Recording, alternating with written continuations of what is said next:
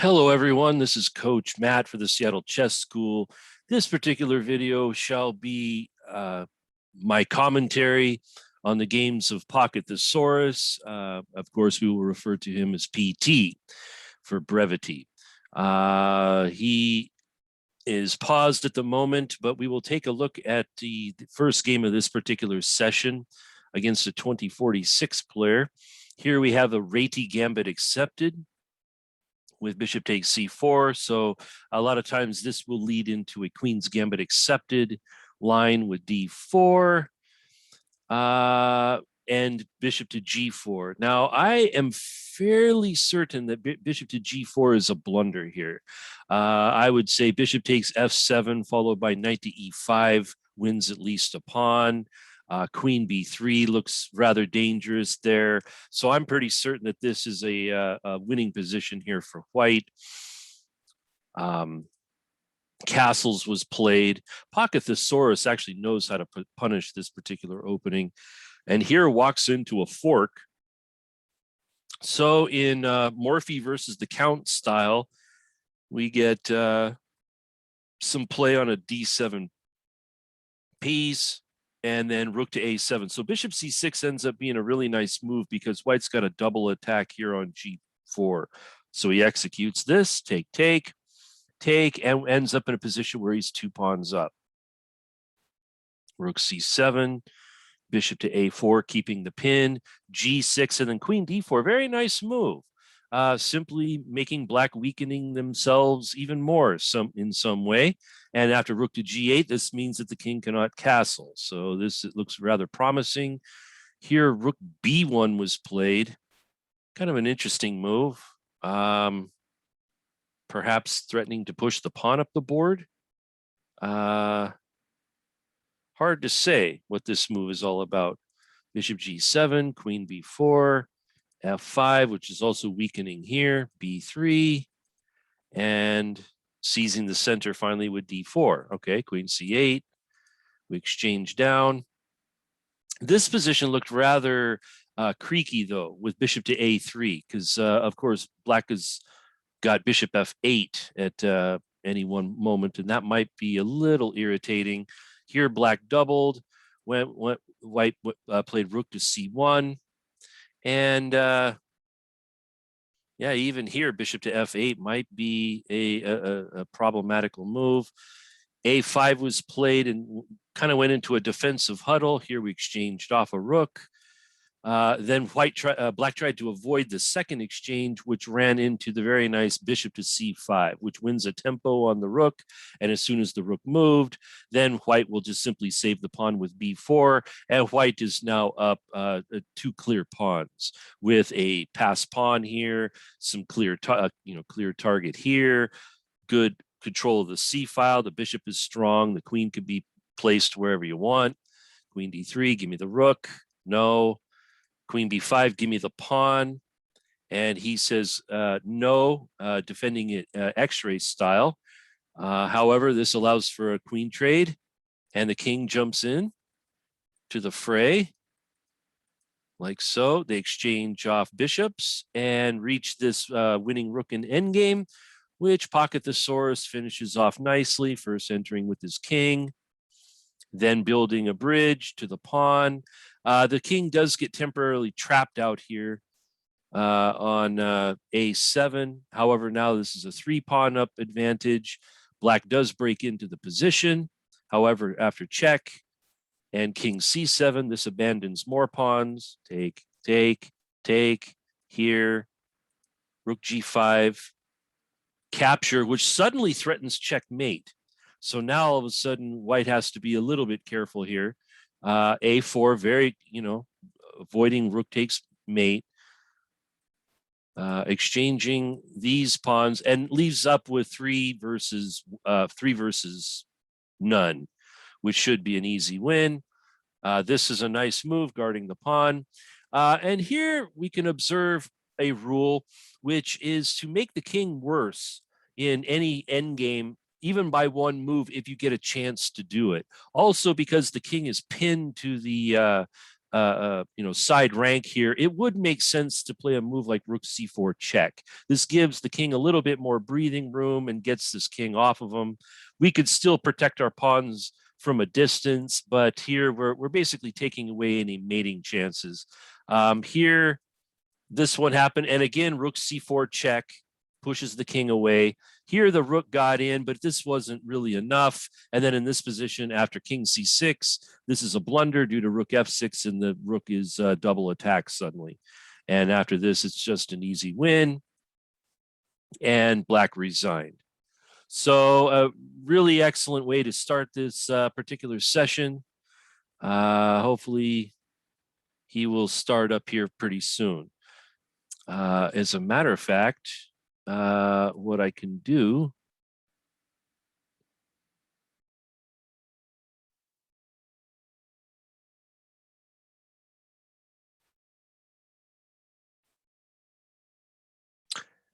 and here we are. The game has started, and we shall watch him live from now on.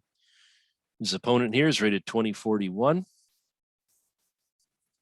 We have a 10-0, 10+0 time control. So this means that flagging is going to be all part of what's going on. Okay, so it looks like here white's already going for a hippopotamus type of a setup, possibly with a3, b3, g3, h3, bishop g2, bishop b2, knight e2, knight d2, etc., etc.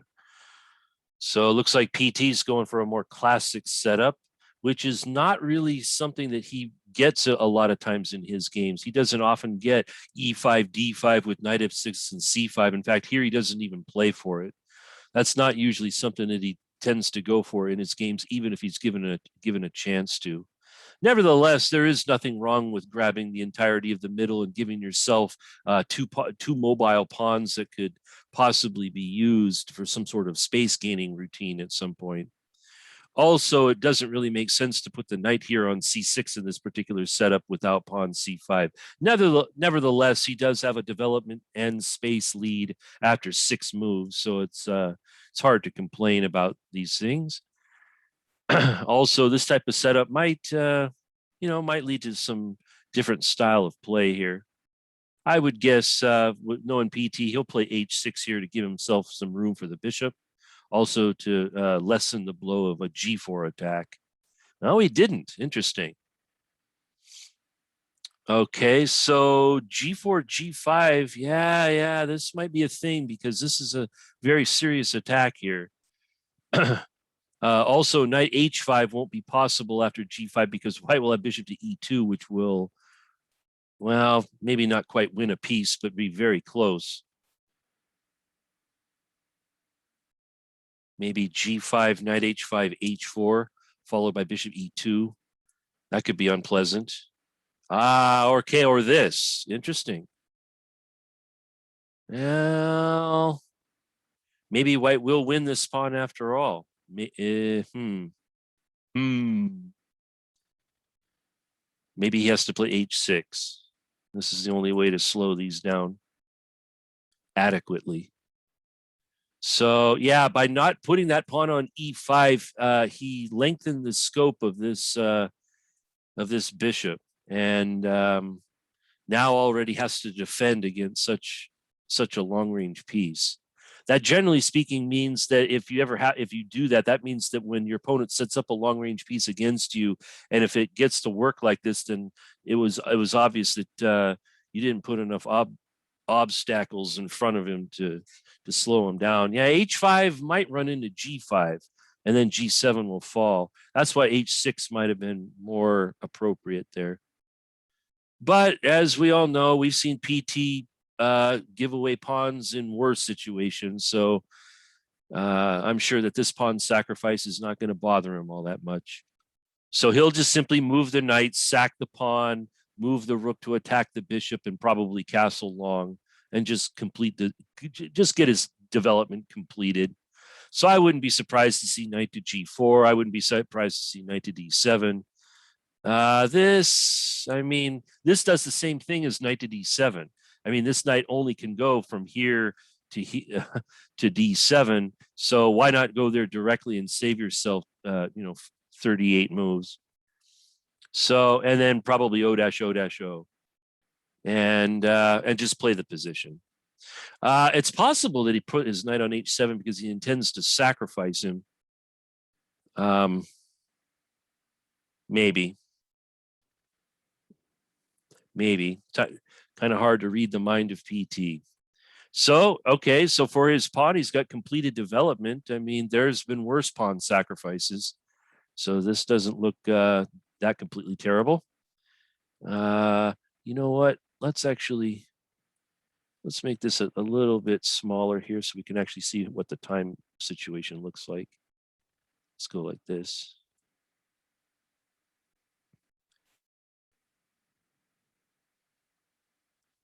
Knight h3. Okay, good, good a move as any, I suppose. 1 second.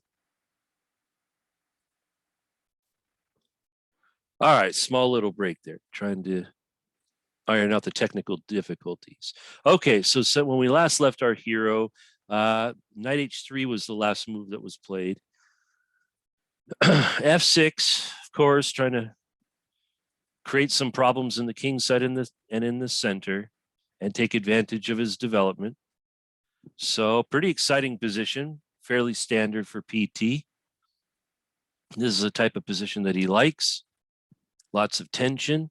Notice here that white might be trying to escape with queenside castling, but there's a double attack here on a3. So he'll have to deal with that particular problem first.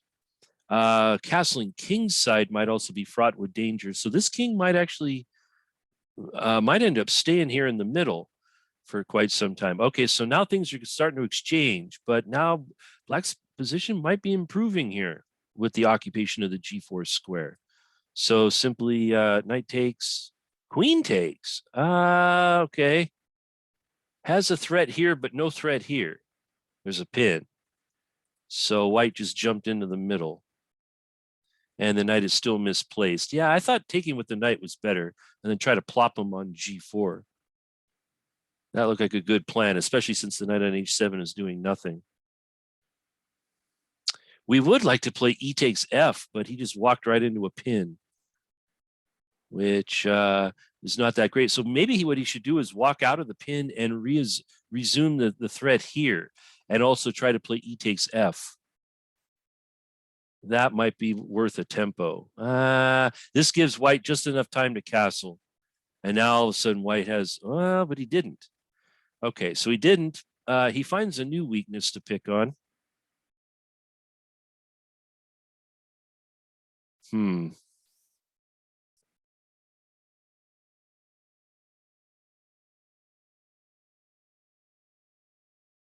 Yeah, d4 is, d4. No, not d4. Don't do d4. That's way too committal. He probably has to back up his dark bishop. No, that's a very nice move. Very good tempo move. Maybe that was the point. Maybe that's why PT played king b8 on his last turn, because if he doesn't, then white's playing bishop to, like, for example, I suggested queen to e7, but then that might allow bishop to h3 check, followed by knight to e6, which might be a little cumbersome to deal with there. So, all right, so he gets out of one problem. Oh, and he does do this, but this is giving up the e4 square. It does get out of this pin, but so we get in a tactical situation. Wow, interesting move. So he gives up his really great bishop for this knight. Does black have an in-between move? No, don't do the in-between move. Just play the good move you have. And he does get enough time to castle. Yeah. Well, there is e takes f though. E takes f puts an unbearable pin on this pawn, and bishop takes isn't possible when black can just capture because of the pin here. So PT can get his material back with E takes F. Huh. All right. Now, the only problem in black's position is pawn structure is horrible. Every pawn he has is weak. Nevertheless, he did get his material back and he's got good fighting chances. White, of course, has been gifted the E4 square. We thought that white might have used his square by now. Maybe. Maybe.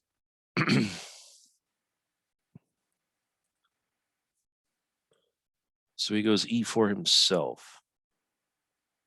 Black can win a pawn here, capturing twice on G5. Take and take. Loses D4 though, but then loses this one. So black might actually end up winning a pawn here.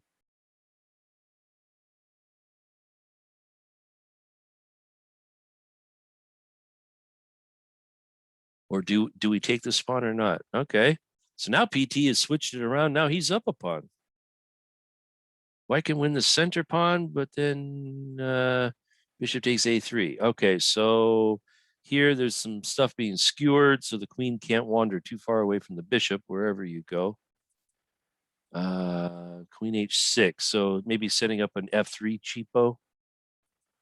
Yeah, so white stops that. And of course, black will probably stop this with bishop to D4 or some such move. C5, yeah, C5. Okay, so black's got a slightly weakened king, but has now an extra pawn and two passers. So if you can somehow, yeah, like this is a scary move. I mean, knight A5 followed by E5 might be a some sort of tricky attack.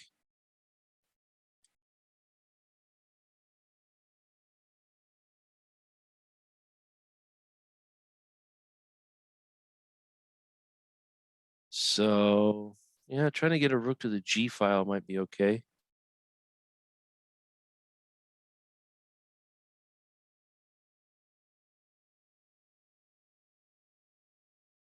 Bishop F8.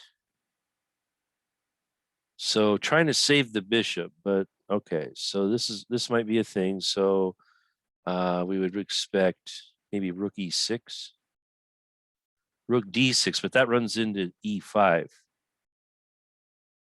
E5, rook B6, maybe.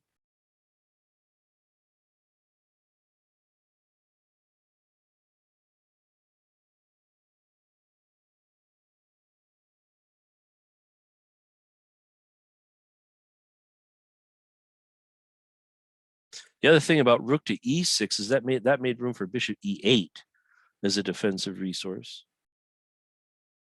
Try to help defend the king. Now let's see what white does. So white tries to break on the other side of the board, trying to prove black's king is really weak here. And also the queen is somewhat weirdly placed. In fact, all of his pieces are somewhat weirdly placed.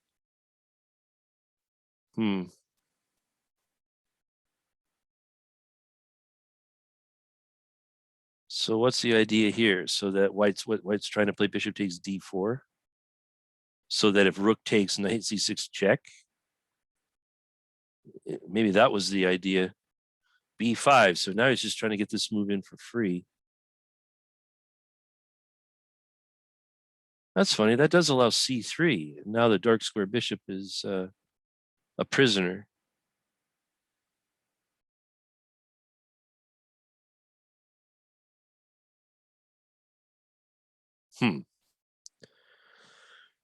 Okay. So skewer action, although knight C6 picks up an exchange, but does this mean anything?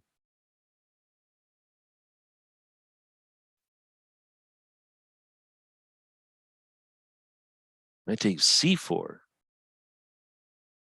Okay, I guess that was possible too. So again, yeah, that pawn move to C3 might have been a useful in between move.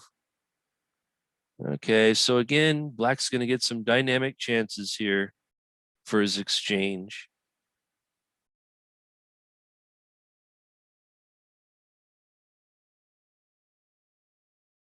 Right, and take with the bishop. With the pawn. Now this is hard to understand. Why wouldn't he take with the bishop? Well, this is just the PT way. He loves the obscure moves. D5. So this is threatening here, perhaps. Although white has now been gifted bishop to E5 check, which he didn't play. So what? Bishop pawn takes first, and bishop C5, followed by bishop to E3. That seems reasonable. You have to take first, though. You can, okay. Ye old double attack, so forcing some sort of defense of some kind. E5. Yeah, maybe that's why it was good to maybe take ones. Oh, wow, a double exchange sacrifice. So here we go. Now he has to win this one. And then, like I said, you enter the realm of real chess players. There you go. This is threatening queen c6, maybe. Oh, I was got to do something with the king. King here. Yep. And yeah, if you can get queen c6, you'd have some serious play. Maybe even queen a6. Well, no, rook b3 is going to be a defense. No, not here. Whoa. Aha, so we can't take because b7. All right, that's fair. So maybe wow,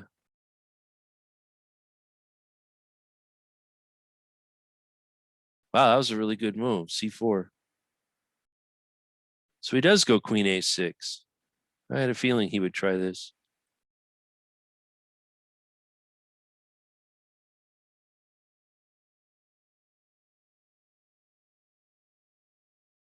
So we have bishops versus rooks. So probably the idea was here, right? Yeah. Blockading the pawn. Threatening mate. Threatening. Oh, it's check. Oh.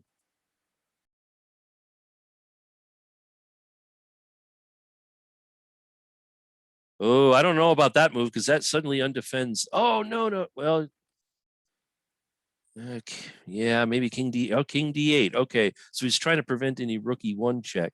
So this is guarded by the queen. This is guarded by rook B8 is guarded by the bishop. So he is, because of the, he threw in too many checks. Now this is a threat, and this is still mate. So maybe he has to abandon the A pawn and start running. But this might actually allow black a winning attack here.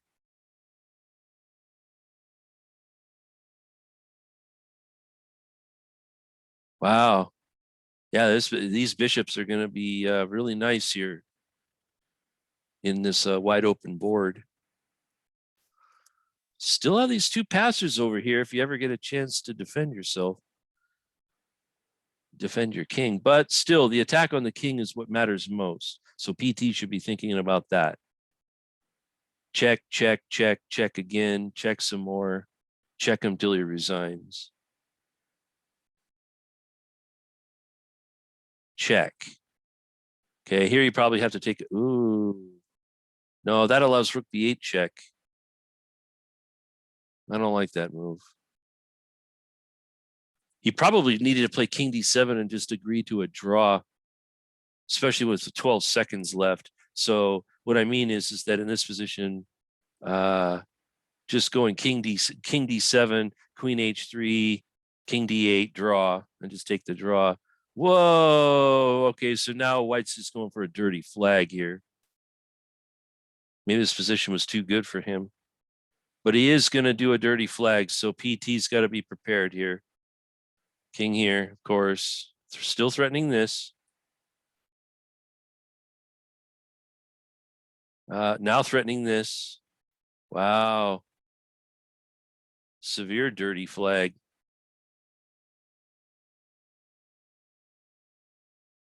F3. Oh, no, you got to promote there. F3. There you go. Now you got the idea.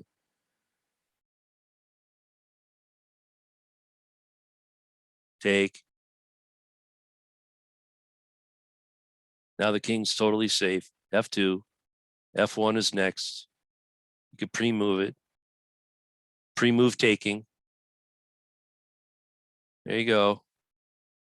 Pre-move this one. Oh, no. Go, pawn, go. Now you should play go, king, go. At least get the draw. There you go. Good, good, good. Good technique. Take here. Take the pawn. No, he missed it. You got to anticipate these things. There you go. Maybe you can still win now. Now it's just, oh, yeah. There you go. Try to win. Now you just pre-move. Oh, you had to play king b2. Oh, now it's a draw. Oh, no. PT doesn't know. He didn't know the king b2. And now it's just a draw. It's going to be stale. Yeah. I'm not certain he would have won that anyway, but at least you got to give yourself a shot. And what I'm talking about is that in this position here, when he plays king to d2, you must play king to b2. You have to keep the king out, and then you can run the pawn and try to dirty flag him. But oh, and then white allowed this. I don't believe it. I don't believe it. He didn't. Wow. Okay. So good fighting game there. Good fighting game. All right. So game 3. This is Pratik Patil, 2014. All right. So Sicilian. He also plays the French. Yeah. This Alpine, very popular. So knight f6 is one of the main moves. e5 is playable. d6 is not playable, unfortunately. This I think this is already a good advantage for white. If he's lucky, he might get in knight here in e6 and have a position, but I don't think white's going to allow that. He does play e6.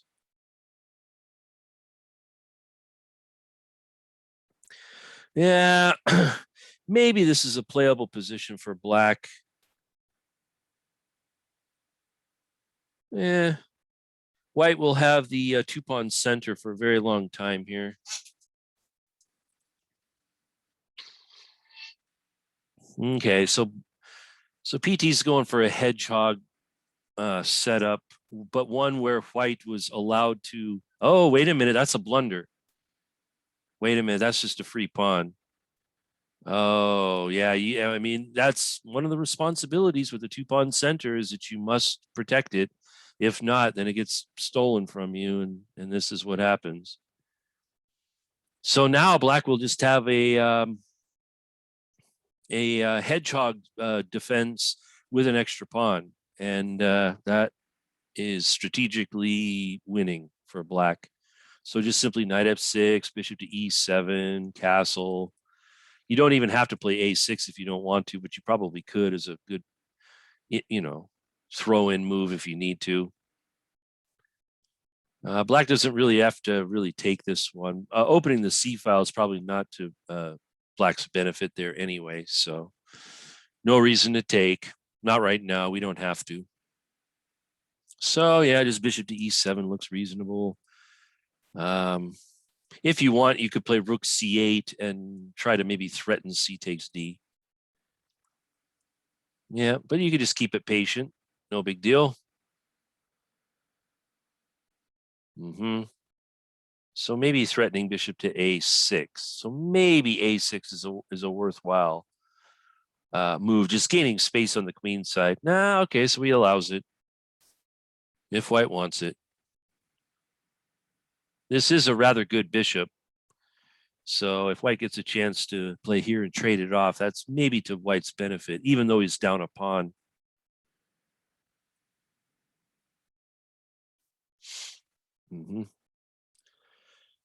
Okay, so far good time management here. He's got a few second lead and a pawn advantage. He also has a well-known setup here. I would say all this is very much in his favor. b4, so trying to force the action over here on the queen side. Yeah, maybe that's why throwing in rook c8 at some earlier moment would have prevented this, because then on capture, black could actually sacrifice his queen on c1 and pick up 2 rooks for the queen. And have pretty much dominance on the queen side as well. That might have been an option, but here, of course, white still isn't really threatening too many things over here. So we could still you could play rook f c8. You could play rook f e8. Rook f e8 is kind of nice with all this lineup. Rook c8, queen d8. Oh, very cowardly, but I mean, sometimes you have to play cowardly. I know he's getting off the file there, but that file didn't have to get opened up. The queen was well posted there. Also, the rooks are not connected anymore.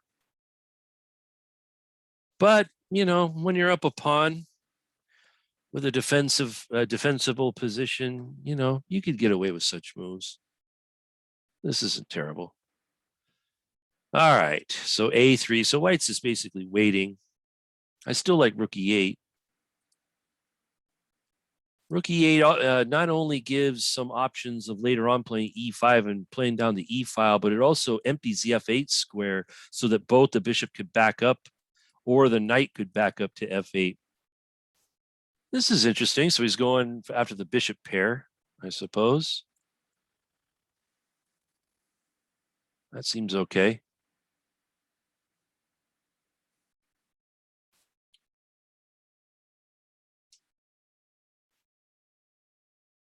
Still has not made anything out of the rooks.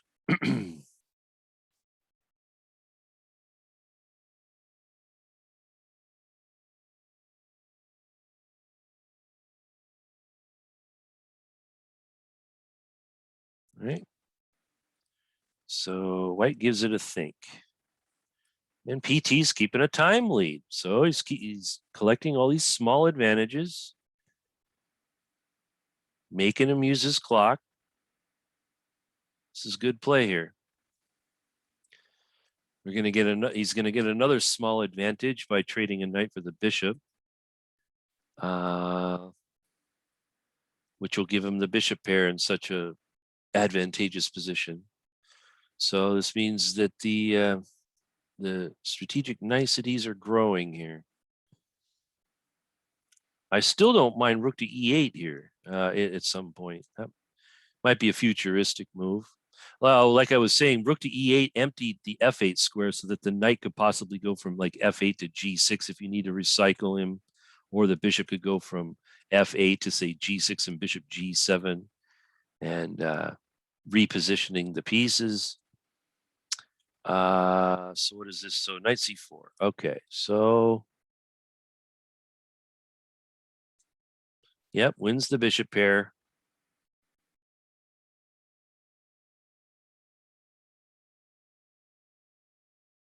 And then what? Knight f6.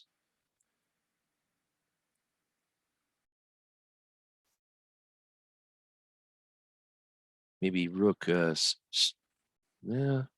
rook c8, maybe not rook c8 anymore. Maybe. Interesting to see what he chooses to do here. So he captures. So this is going to either force him to take with a knight or force him to isolate a pawn. So the pawn gets isolated. Now white does have the c file. So I guess it's good that the queen wasn't sitting here before he did all this. So here, knight f6 looks almost mandatory. I mean, what else is the knight doing here? Rook c8, okay. So here he's, yeah, okay, he does it now. And does white now have bishop to a6? Is that irritating enough?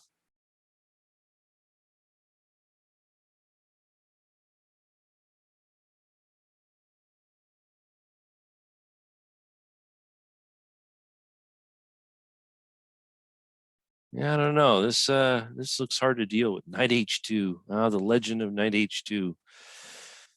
So many people do this where they have the knight on f3, they back it up to h2. Usually it's trying to get like f4, f5 in or something like that.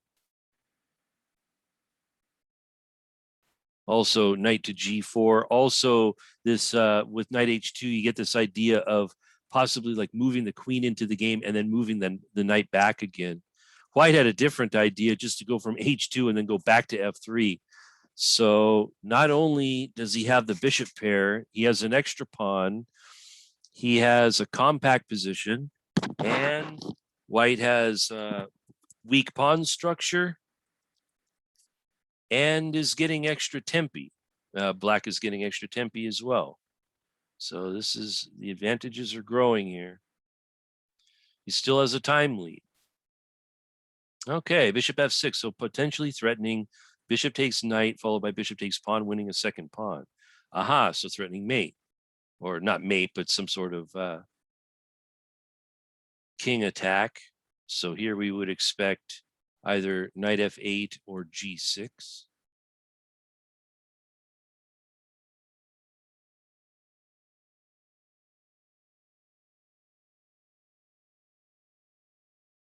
Yep, g6. Okay, knight g4 followed by bishop g7. And white does have a few pieces over there, but probably doesn't have enough for checkmate. Black's hedgehog will hold here. At least that's what PT thinks.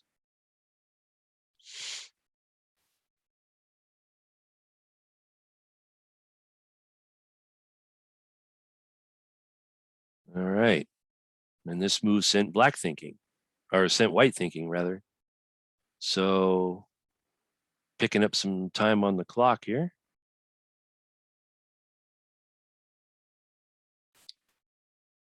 Yeah, pretty much have to expect knight to g4, right? What else is white going to try? Maybe white might try knight c4. Go after this, maybe. No, he does this. Okay, so have this move ready. It's the only reasonable move. Right. Okay, and then just simply recycling the knight. Knight f6. Knight f6 to d5 or knight f6 to take and take. That should pretty much end white's attacking ambitions there. So this is looking good for PT. PT Part 2, The Wreckoning.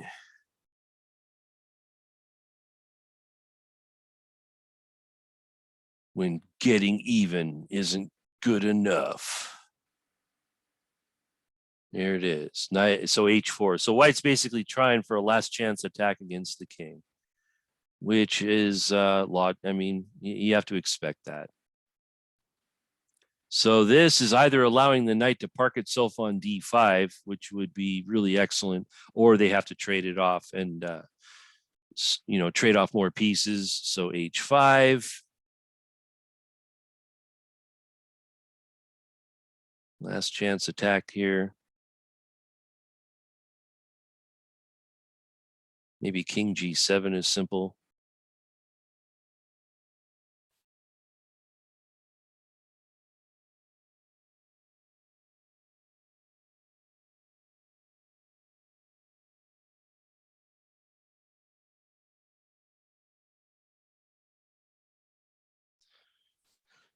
Maybe bishop to d, pawn to d5. Pawn to d, oh man, I can't believe that move. Why that move? This bishop was so awesome here. Why not bishop to d5? That makes a lot of sense. Why not take away some space and utilize this really excellent bishop here? Yeah, this just totally cuts off the bishop. Now, I suppose this opens up queen f4 if that is the purpose of all this. Knight to e5, well, suddenly we can just win a second pawn here. Just take twice. In fact, what's wrong with that? Yeah, I don't know about knight e5. Maybe that's the one good thing about pawn d5 is that it compelled knight e5. But other than that, yeah, no, cutting off this bishop like that, That was not very nice. So of course H takes, yes. And now black has this plan of possibly king G7 and rook H8. Maybe black is the one with the king side attack. Maybe he can also play D4 and resurrect this bishop. Okay, so this is definitely threatening queen H6, so you got to play here. That's necessary. Necessary and good.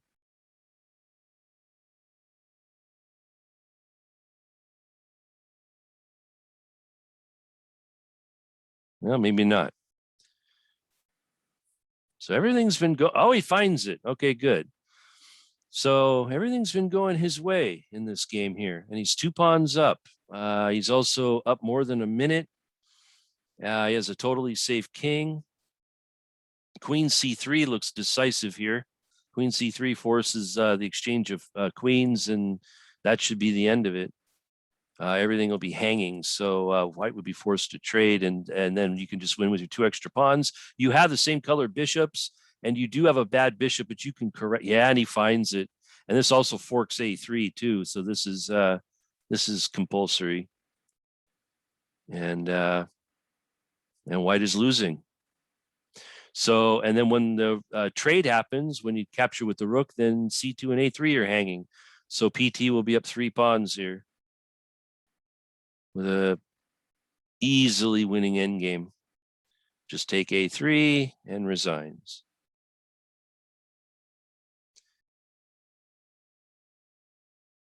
Oh, okay. So bishop A6, maybe. Let's resurrect the bishop. Let's not bury this bishop anymore. Okay, that's interesting. Pinning him. Now bishop A6, bishop C6, followed by here.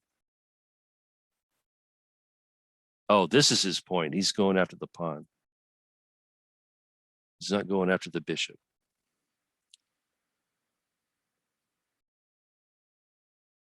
So he does go after the pawns. So now he's up 4 pawns here. Now do you resurrect the bishop? Bishop C6, pawn A5. I kind of like pawn A5.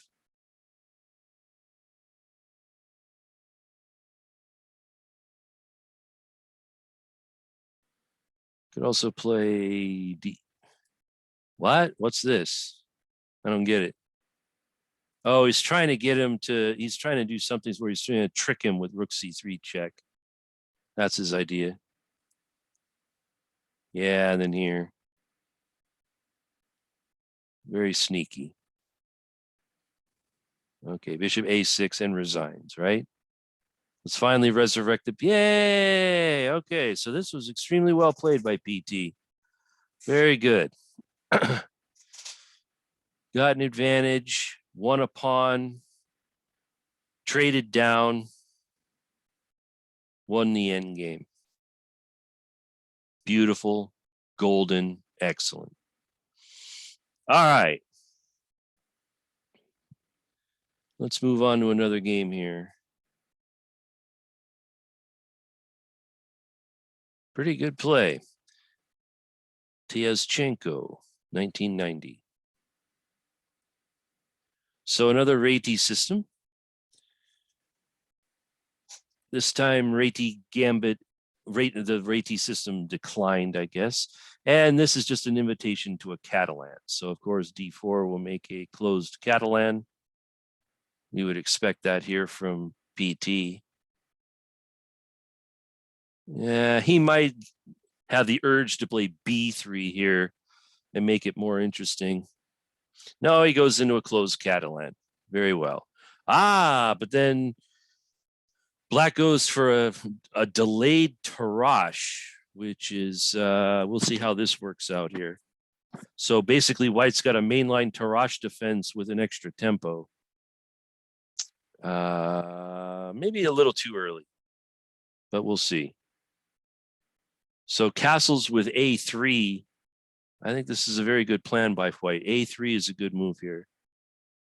Threatening B4, followed by bishop to B2, followed by an all-out assault on the center squares, specifically E5, D4, and D5. B3 is also playable.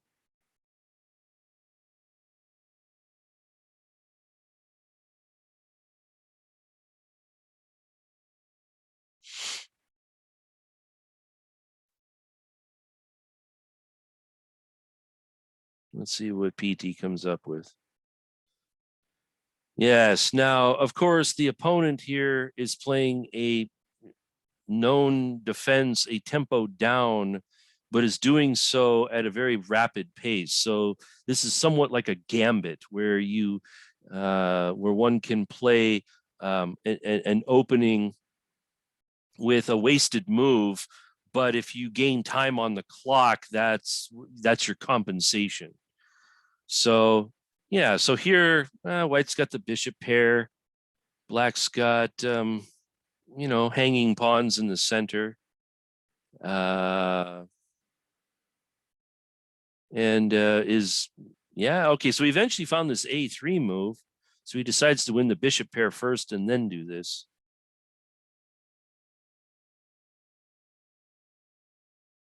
And again, Black is playing at a very rapid pace here.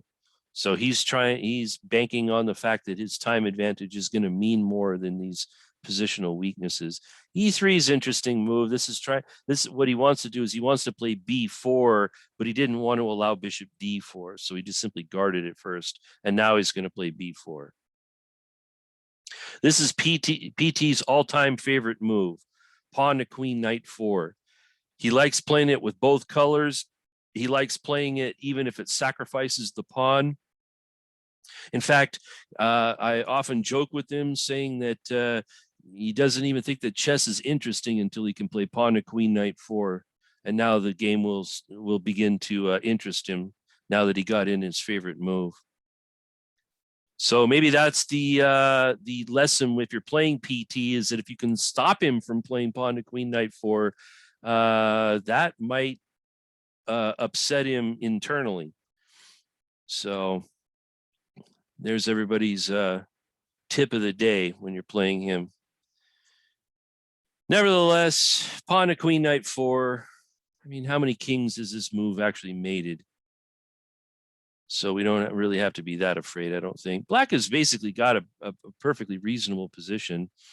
As PT thinks here, White now has a 3-minute advantage in a 10-minute game, which sometimes, I mean, that's basically like the same thing as being up a pawn. So we'll see how PT handles this. I like his bishops. His bishops are very nice looking. So this lines up on the queen, but the queen is unprotected. So this means Black could play, say, knight a5 to c4. That actually looks really good for Black. He wants to get rid of one of the bishops.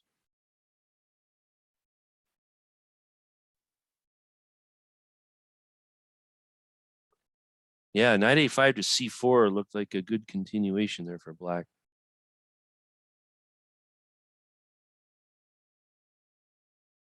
Maybe he could still do it, unless White takes.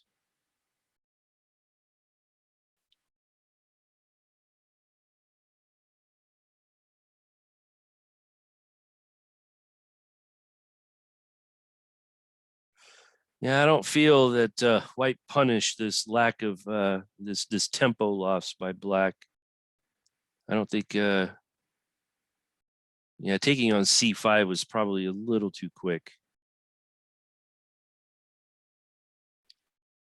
Rook d1, rook d1. All right, so White no longer has the bishop pair. Black is now fully developed. All right, b5. Okay, so sort of compelling a4. Now Black will eventually play knight d6 and to c4.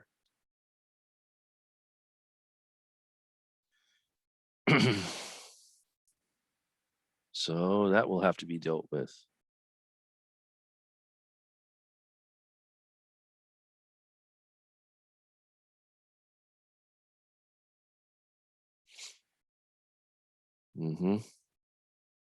Rook c1 probably, rook a c1.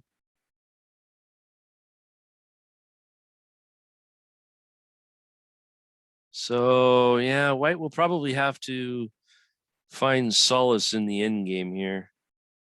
I think black has got more middle game prospects here, so it's probably a good idea to head for an end game. Yeah, yeah. And then rook c1. Yep. Off they go.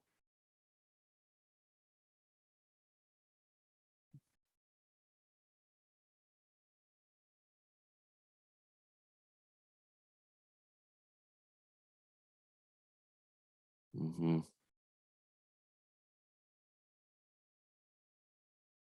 Okay. So trying to double with queen c2 or queen c1.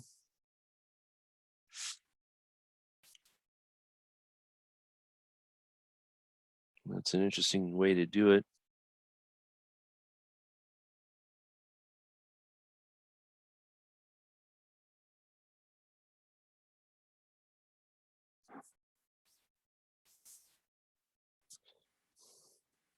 Okay. So this is forcing some sort of action here. Take, making himself a pass pawn, but losing the b pawn.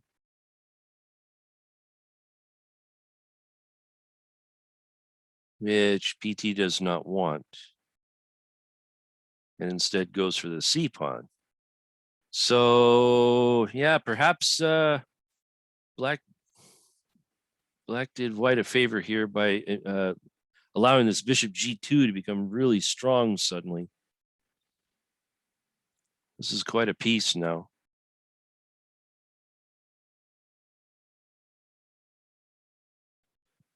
Knight g4. So what cheapo is he going for here?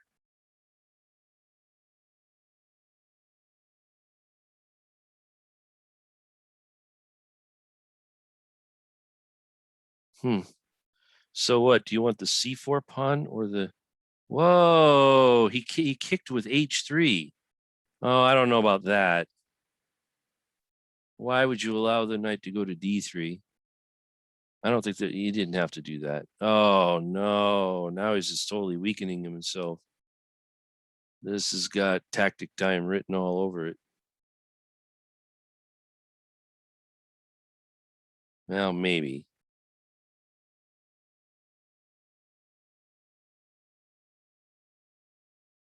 Yeah. I thought knight d3 was. Yeah, maybe knight d3 was nothing. All right, so looks like he's going to win a pawn from all this. He's going to be down 4 minutes on the clock, but he'll have a better position. Wow, he wanted that one. So he let the pass pawn live. I think these are always instructive moments. If your opponent has a pass pawn and you have a chance to execute him, but you don't because you go for some other adventure, always remember that, because if this pawn eventually queens, then that's where the lesson will come in, which is to when your opponent has a pass pawn, you got to get rid of this guy. This is really the enemy of your life. Yeah, I mean, here it is. He got just enough time to save it. Now, of course, he does get h7. So this does look good, but that's the thing. This type of thing would be really good if the clocks were reversed. If PT had 7:15 and the opponent had 2:55, this is basically winning for white. But because the times are reversed, it's still up in the air because of the fact that the pass pawn still lives, and black is getting close to being 5 minutes ahead on the clock in a 10-minute game.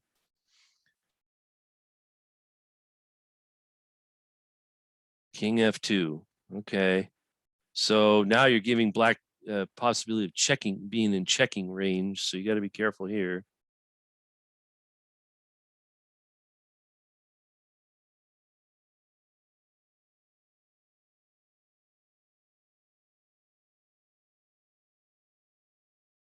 Well, maybe white should play b6.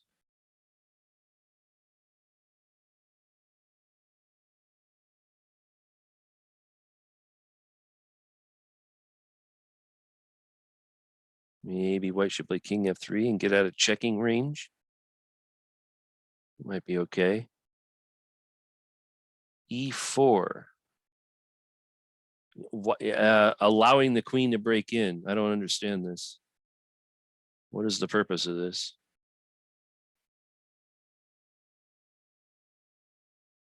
Okay. Yeah, and now all of a sudden you have to deal with this. Yeah, this is usually not good technique. I mean, allowing your opponent to use your 8th rank is sometimes about the same as letting him use your 7th rank, which is usually the rank that everybody tries to guard.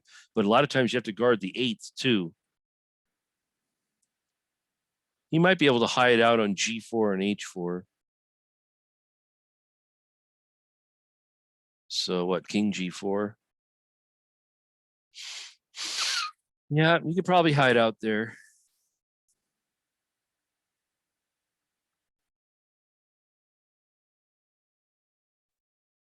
Okay.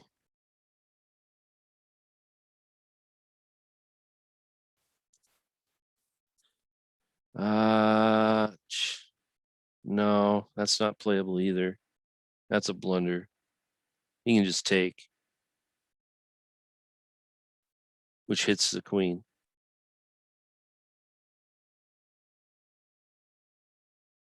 Maybe white has a lot of pawns for the. Oh, wow. He didn't even take. Wow. He didn't even take. Now you can even play rook take. Okay. And he got rid of the pawn. Probably taking with the rook was better, but okay, fine. So this makes room for queen h7, maybe. Oh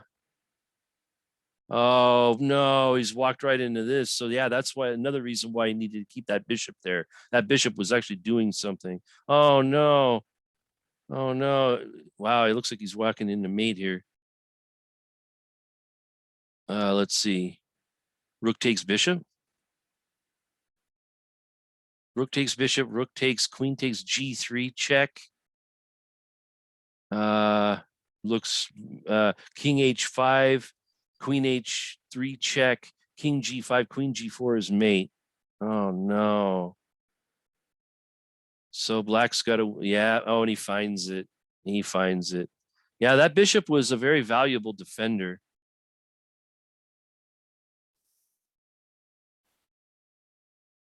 Wow. Okay. Well,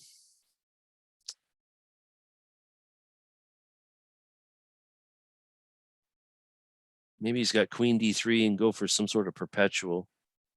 Maybe that's the only hope here. Oh, he finds it. Okay. So this should hopefully, this is a prelude to a draw, not trying to win the game. Although the king is getting kind of close here. If you can get to g6, he might actually have some serious mating ideas.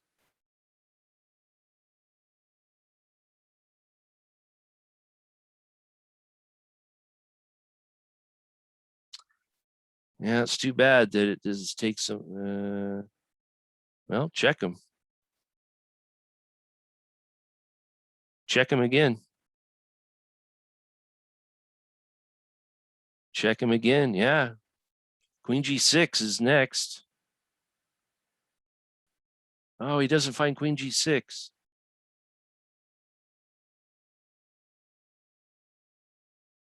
Queen g6. Well, maybe.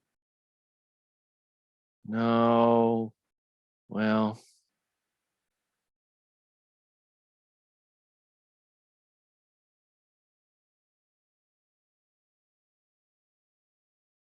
yeah, maybe. This is a threat.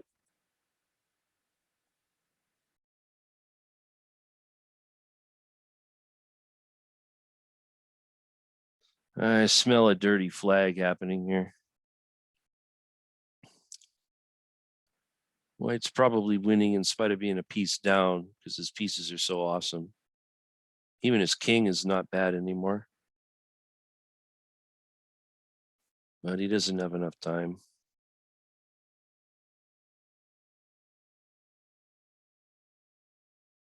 Well, looks like PT's going to lose one here.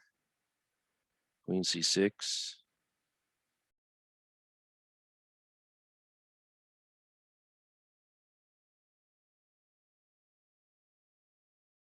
No, he's just flailing.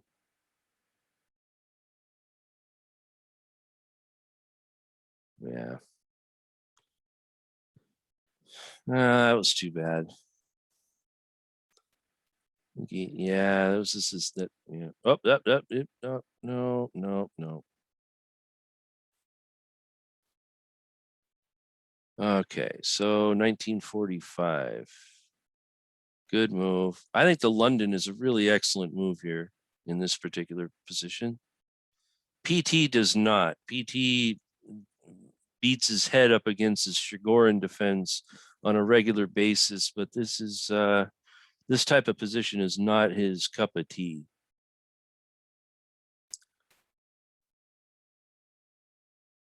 Yeah, already play. Yeah, I mean, this is probably playable, but Black's already got a reasonable position.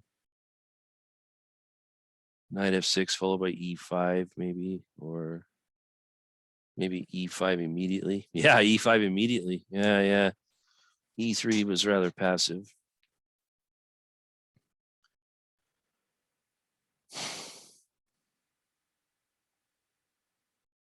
Yeah, this type of thing might be somewhat confusing to PT.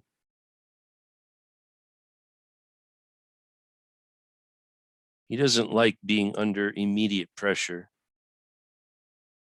And this opening allows immediate pressure.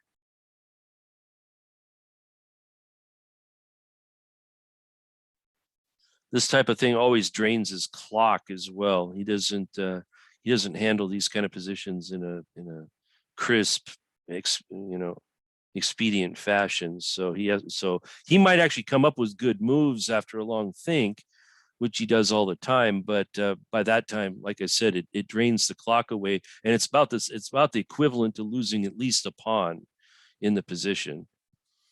Especially in a 10-minute game, if it takes you 2 or 3 minutes to find a way to like hang on in the position, even if you do find it, you're still down a lot of time, which could be fatal. So yeah, this is after 6 moves. I would say this is about the most passive that White could possibly play against any opening. Like almost no prospects already. The bishops are already blocked in. Black already has a development lead. And here he takes on c4, though. That's interesting. Oh, I guess he's targeting the d pawn. He's going to go ed next.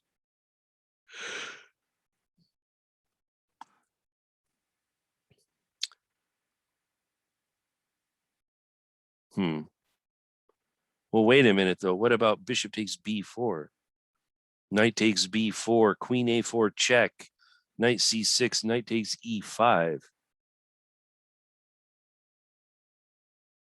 Oh, he doesn't even go for it. So here we go, a typical PT style. Play a queen pawn opening with the express written purpose of sacrificing one of these pawns for nebulous counterplay, which is supposed to turn into something magical and beautiful. So let's see if this works.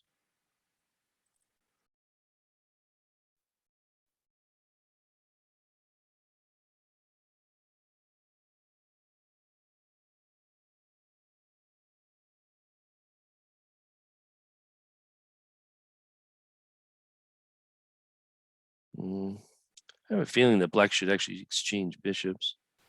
So he exchanges bishop for knight.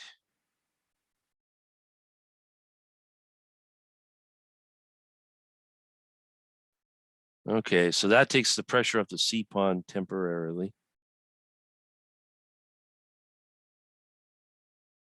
So this is an interesting continuation here by black.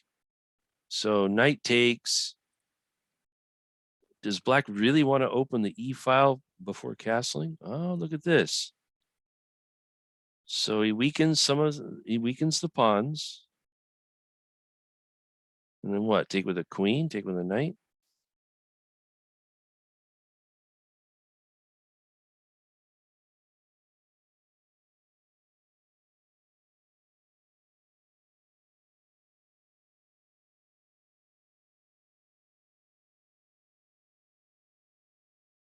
Takes with the queen. So black does open the position before castling. Is he gonna pay for this? Maybe.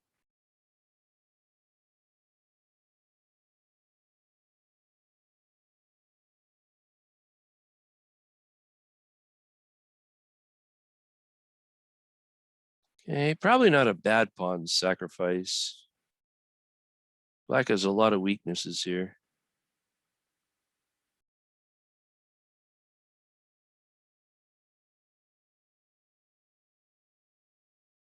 So probably knight e7, right? I mean, you have to be able to castle and you have to be able to guard your king. Yes, of course. All right. And then here, white should probably play something like knight a3 and target the c4 pawn.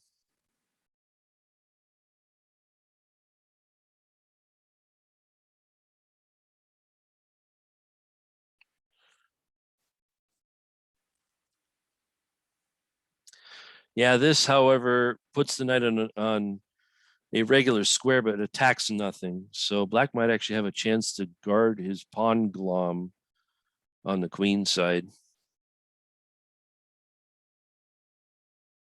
We'll see how this goes. So he castles.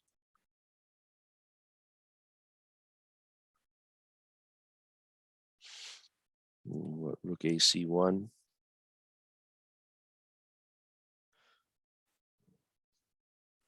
Rook a d1. Rook fd1, followed by rook ac1. That might be a reasonable placement.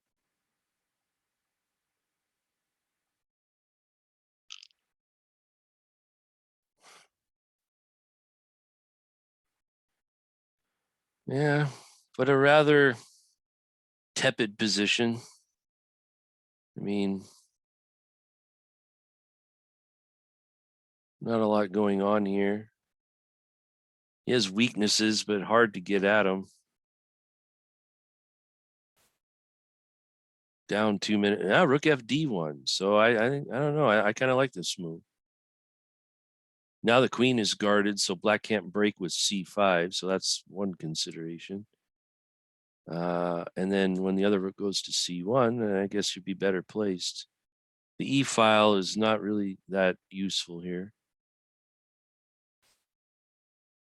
So probably have to move the knight to a4, and then on to c5, knight e4. No, I don't know. Maybe.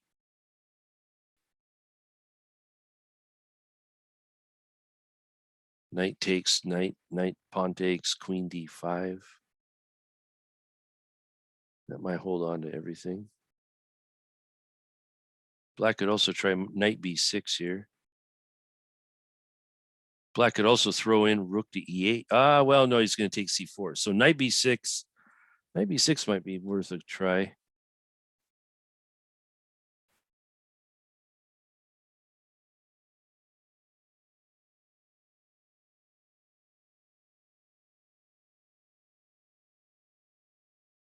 Or just knight takes, rook b8.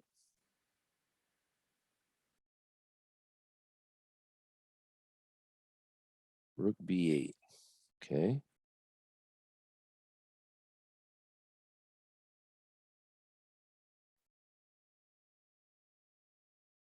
So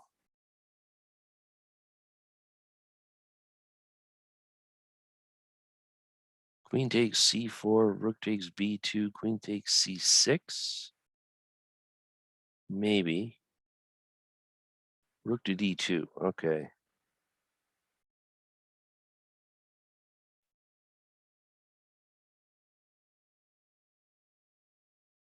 Queen g5. All right. So this c4 pawn that black accepted all those moves ago is now starting to loom a little large here.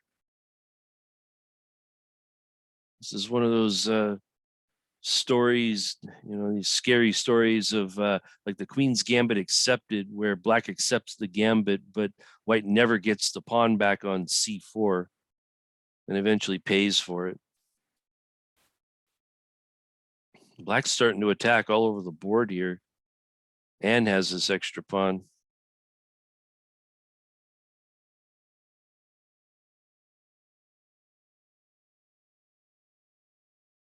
Black could also play knight b6 at some moment and just try to hold on to the pawn directly.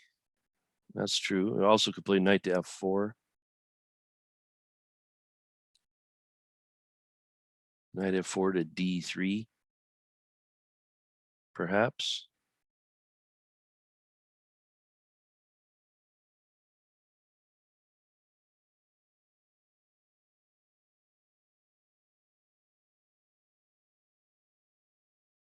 Knight f4. So this, I don't know. This looks a little too ambitious. So queen f3. Obviously.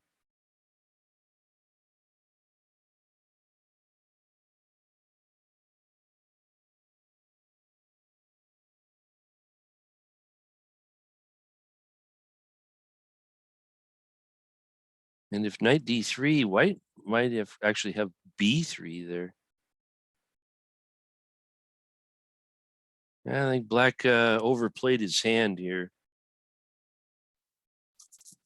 He went for mate, but when white just simply defended the mate, we find that his position is starting to be a little creaky here.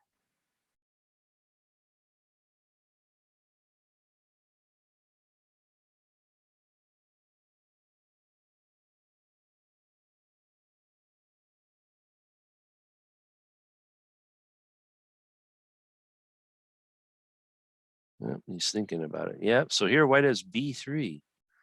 I wonder if PT actually notices this b3 move. If he does, let's see how quick he plays it.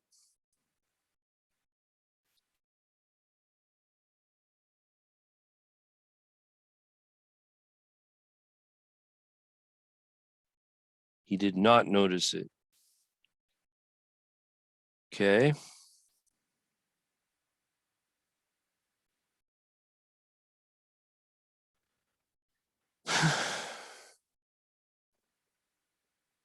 So getting his pawn back. Black, of course, can play knight takes b2. He can also play rook takes b2.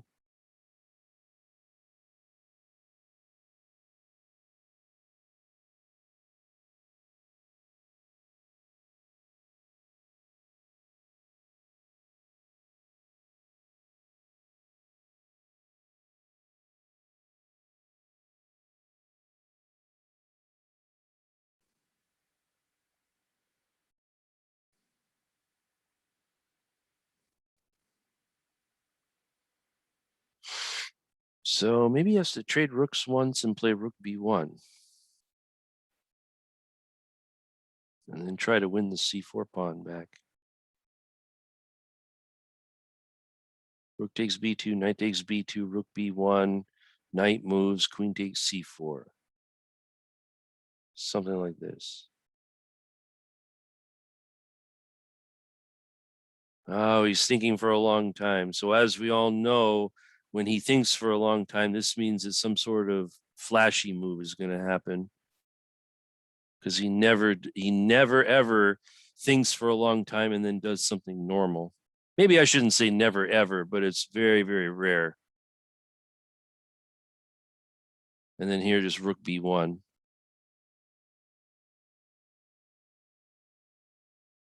But black might play queen d2. Is that the whole point?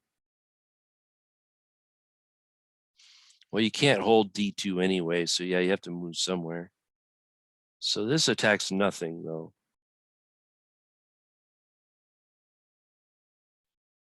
But it does defend the king. So he plays this move anyway.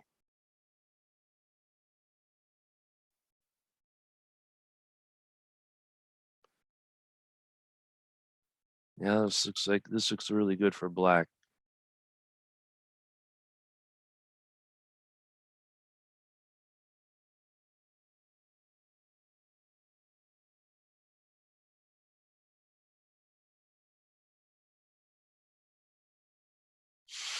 So d4 is under attack, c3 is under attack. The c4 pawn, which was never collected, is now a big giant passed pawn with help. So here we would expect queen takes d4. Yep. So now black's up 2 pawns, and he's up 3 minutes on the clock.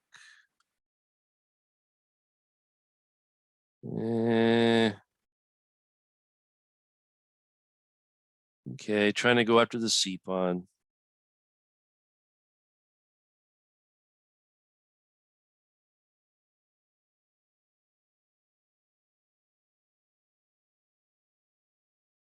Yep, here goes the pawn. So he just wants to play c2 and queen d1.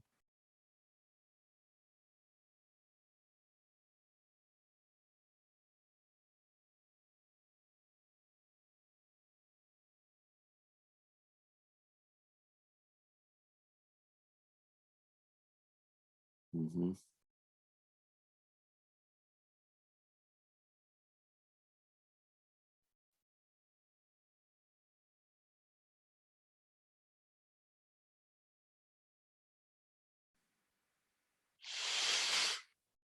All right, knight b3 might have been a good retreating knight move that attacks stuff.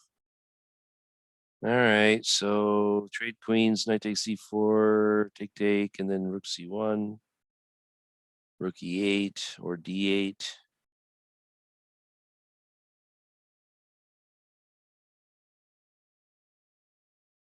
d8, okay. Yeah, knight c5. That's funny that g3 actually allowed a possibility of black to play rook f3 and keep a hold of the pawn, whereas h3 would not have given him that option. And then he could win the c pawn here. Now he might have knight f3. Yeah, he finds rook f3 and then play like knight d2 or something.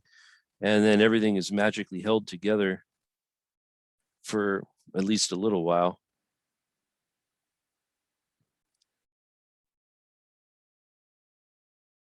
Maybe knight e5 is better.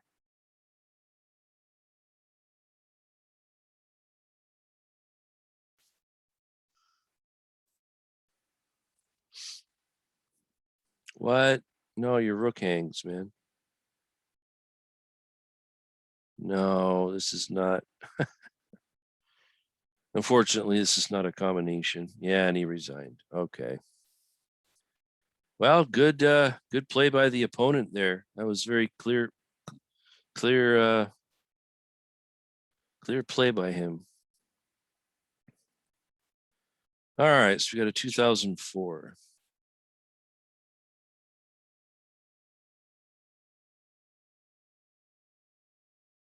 So what, the French defense this time?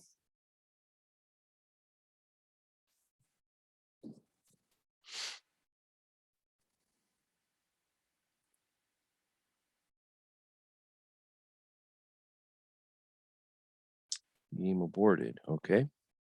Well, so 2054. So a higher rated player. Excellent.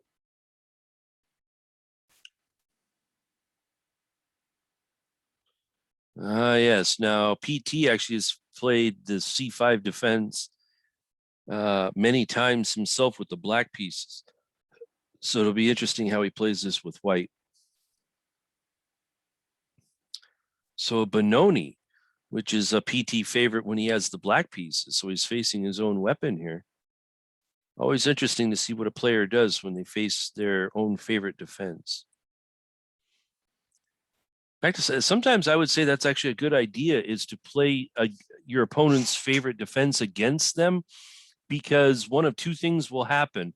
Either they will show you what the best line is against against that particular defense, or in order to save the information on what the best line is, they might actually play something inferior against you just to show you what, so that you don't get to learn what the best line against it is. And of course, when they play something inferior, they're taking chances there. Okay. So yeah, okay. So we've got fairly flexible setup, although 95 is a little irritating here. So maybe bishop to b5 check. Bishop c2. Okay. Trying to keep board control here. Black played the Benoni without fianchettoing the dark bishop. So we would say that this is probably a little bit better already for white.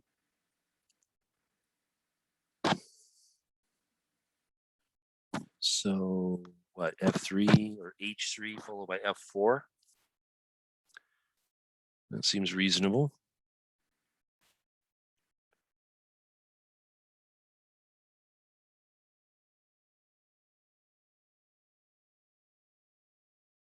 Maybe play f4 first and then h3.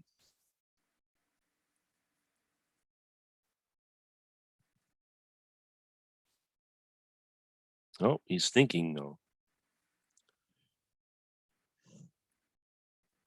He goes f4 first.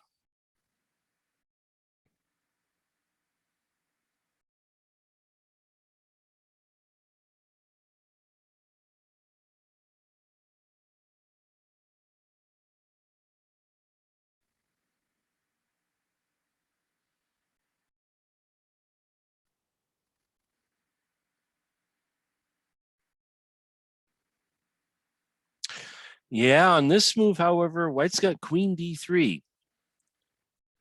Queen d3 might be a winning move here for white because it's threatening to play pawn to e5 and also same idea but wrong execution. I think queen d3 might have been the winner there. Queen d3, the knight moves to b6, then e5, and black can resign because of the devastating mating attack on h7. Winning at least a piece. Okay, so here he wins a piece in a different way, but this, of course, costs him king safety here. So, yeah, the other way of winning the piece was way more devastating. So take. You could probably still play queen d3 if you want, but this gives time for black to defend himself.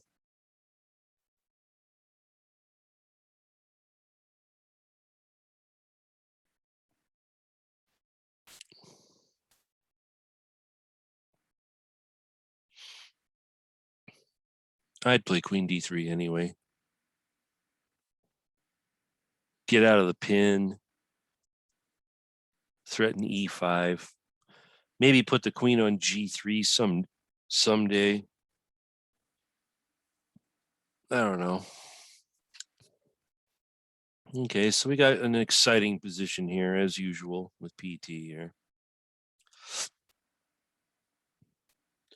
Here he gets he finds queen d3.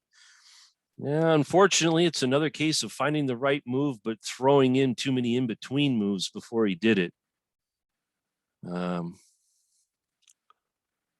Yeah, I mean, the threat isn't always strong. Oh, and this just walks right into e5, winning another piece. Wow. I thought queen d3 telegraphed what he wanted to do, but evidently the message was not received. So, of course, e5 is winning a piece here because e5 is threatening queen h7 mate and the bishop. And he doesn't even see this. Wow. Here's what that rook b1 move, the mysterious rook b1, just like in the first game. Yeah, I thought that was the whole point to queen d3 is that we were threatening this. This is our purpose in life. Still walking into e5. Yes, and how many times must we walk into e5 before we don't walk into e5 anymore? The answer, my friend, is blowing in the wind. The answer is, blowing in the wind. Oh, man. Yeah, okay. And so white will still emerge material ahead, but I mean, it obviously had way more than this. Way more.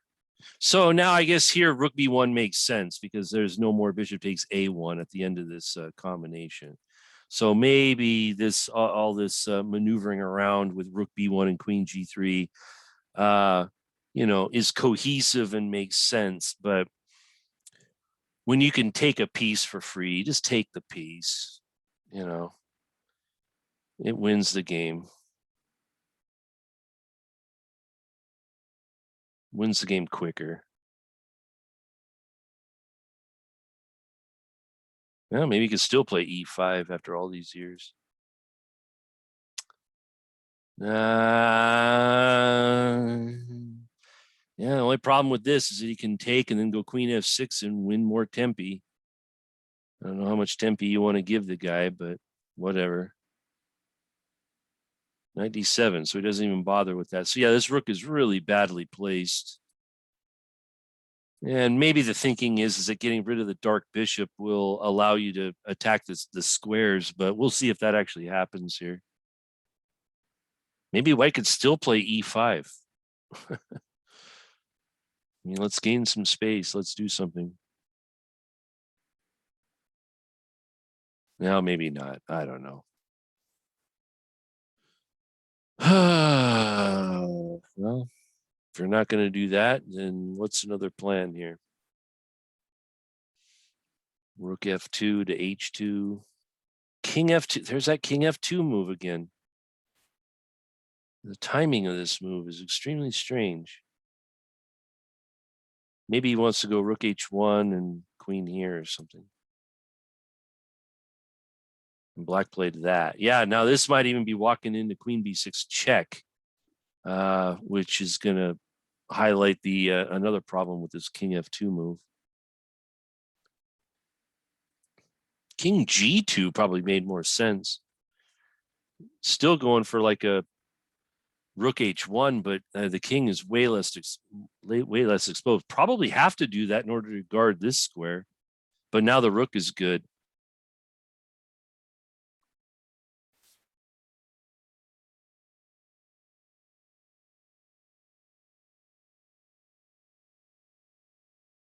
Bishop d3 first. Yeah, probably have to.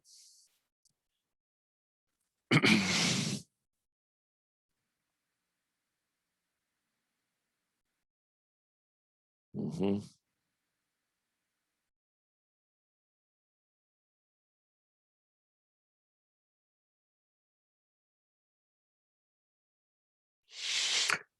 Games like this really shows how hard it is to win when one does not find the winning combination that one is given earlier in the game. Meaning that way back here, if PT finds after this, it finds E5, the game is much easier to win than if you don't find it. And this happens in chess every day of the year where someone has a winning position but does not find the winning combination. And all it really does is it just gives the opponent extra chances. And it also, when that happens, you see why so many players don't resign in chess.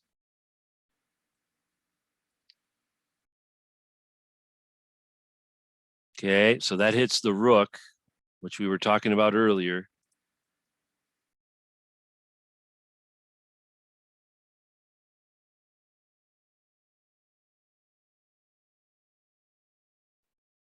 Maybe white should go queen h4 and get rid of the queens. Queen h4, of course, black can't take the rook when this is mate. So the queens will come off and white will still have a point extra here.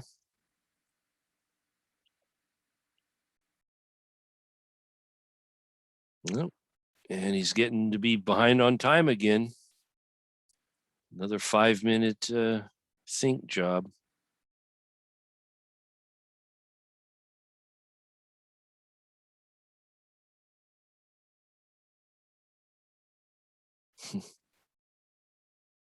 Rook b4.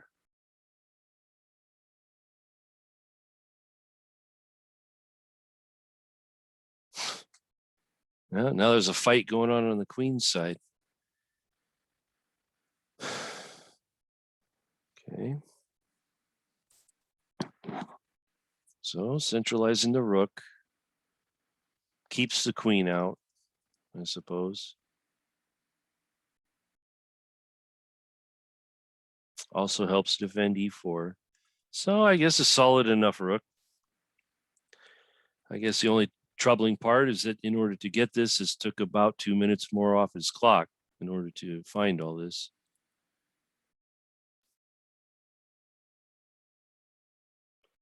So he's still going. He's going for this one, but he didn't offer a queen trade. So we'll see if that helps him.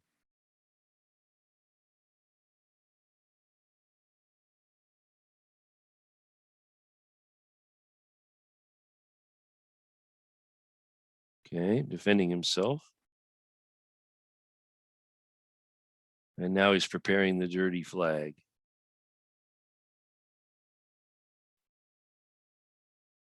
Yeah, that gives up the e5 square, so you got to be careful with this one. He could easily just retreat and come back.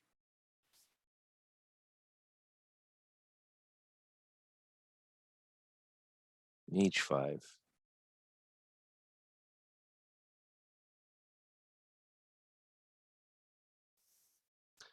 Okay, so typical PT. He might be down in position, down on time, but he'll find some way to make the game interesting. The only troubling part is when the opponent finds a defense to what he's doing. Then that's when the losses start happening.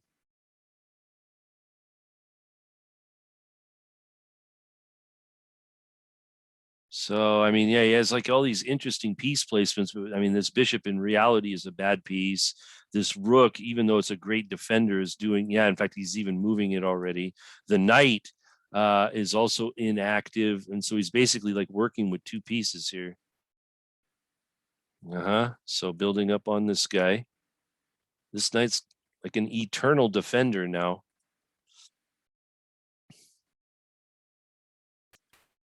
Wow. And he's even using him. Oh, he's giving away the exchange. Okay. Well, I guess this is the last hope. So now material's equal. But again, we got like two badly placed pieces. The king is even wide open here. Also, we have to consider the preponderance of force. So here, black, yeah, and then black. Oh, he can't go f6. Oh, he can't do that. Oh, look at that. PT cheapoed him. Oh, and he missed it. Oh, this was hanging. No, this. Oh no, yeah. So I mean, yeah, g5 was not a good move. But I mean, like preponderance of force. Like he's attacking with queen, rook, and pawn, and defending with pawn, queen, king, pawn, and possibly rook, and even this rook. So it's not. I mean, not clear that this was going to get dominated. But then all of a sudden, this guy got dominated, and he overlooked queen takes rook check. So he gets this fork, but again, if you don't play the winning move when you get it, your opponent suddenly usually gets a lot of excellent counter chances. It's kind of one of the unfortunate realities of chess. Check. Okay. So does he have a draw of some kind?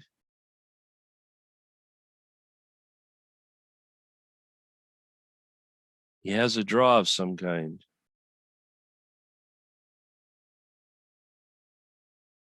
Oh, and then he doesn't take the draw. Well, man, I don't know. His track record in blitz games is not all that wonderful. But maybe he's turning a corner here and deciding to become a pre-move expert. Let's see. He does have a winning position, but this is not usually his way to do things. So threatening rook h3.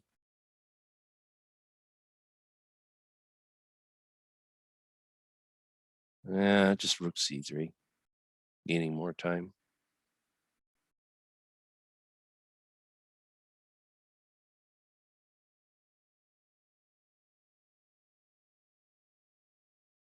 Don't trade rooks, so yep, just gain more time on the clock.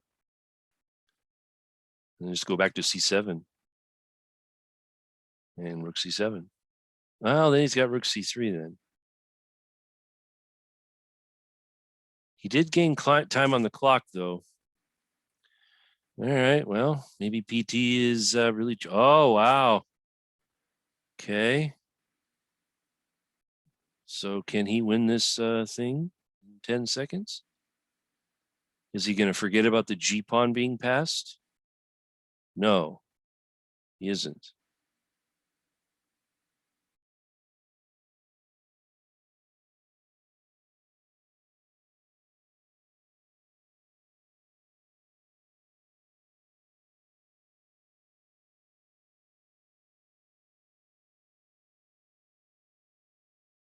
So he's totally winning now.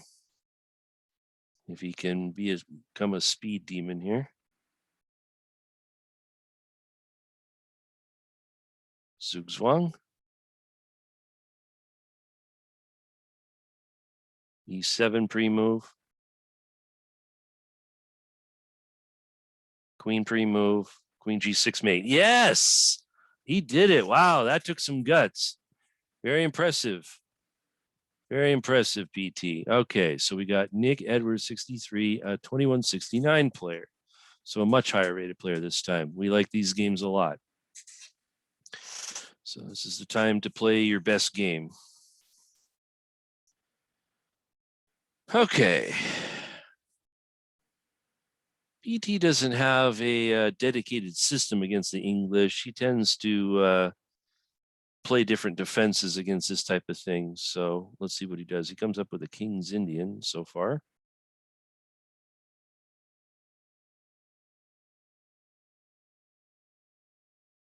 So White's probably going to go for a triangle here with e4. So yeah, he's going for a triangle buster with d5. Okay, so here we go. Can you bust up the triangle here?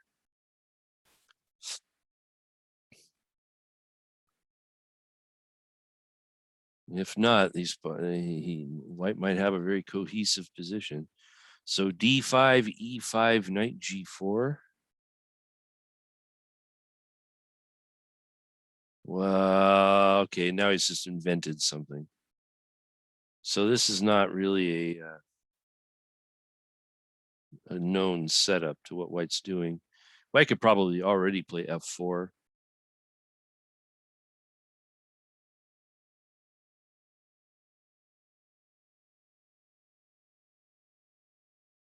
Knight ge2 is acceptable. Could probably even play d4 and just go back into a sort of like a Catalan King's Indian, but where black has played queen c7 for some reason. So f4. So this is logical.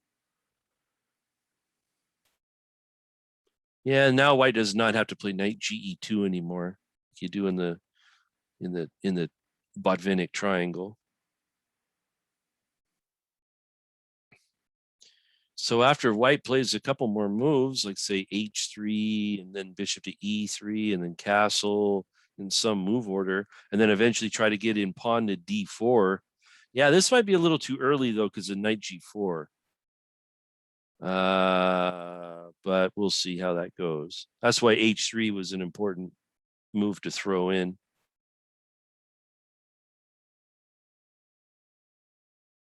And he finds h3. Okay, good for you, Edwards.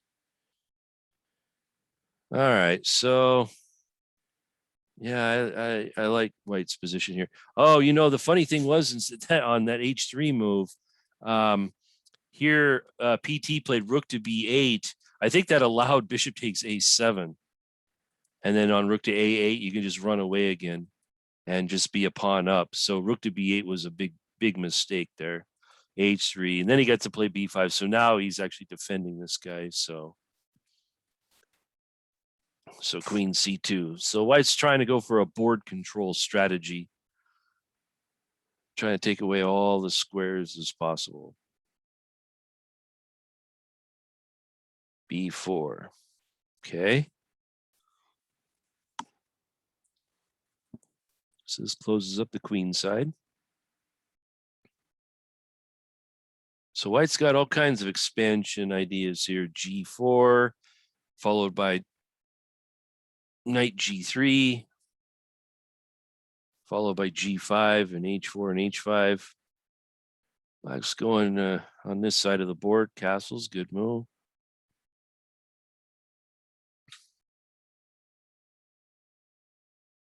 White can also try to expand in the center with D4 followed by E5.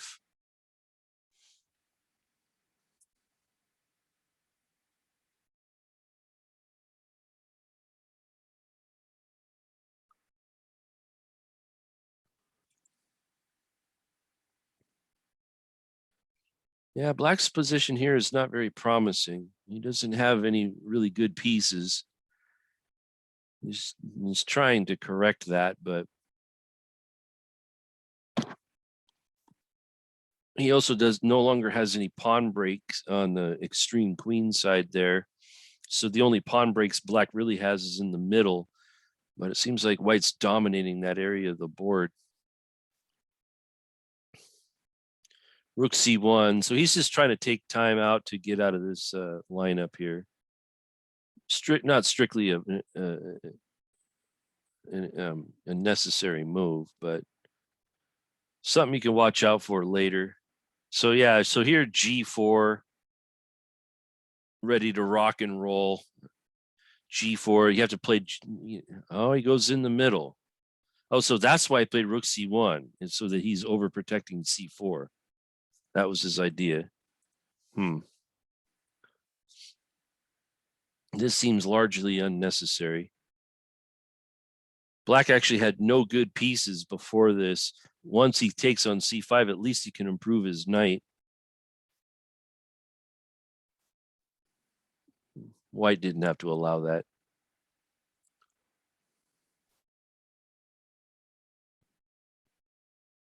Well, okay, I guess trying to target C4. So again, I mean, these pieces are not inspiring confidence here. Even the queen.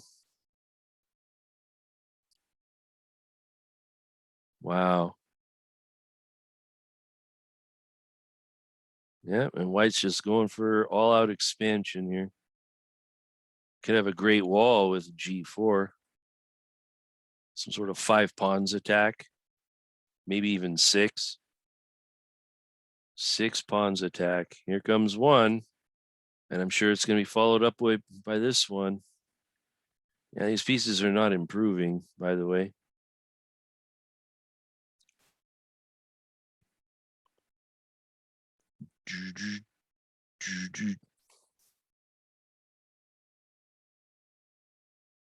Okay, so Rook C D1. What an interesting move. Was he trying to get in E5?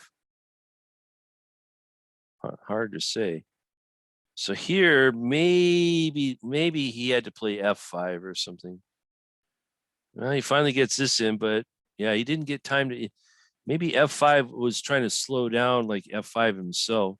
So here he's going to manage to open the A file. Is he going to make this work? Rook there. So he's going to try to make this work.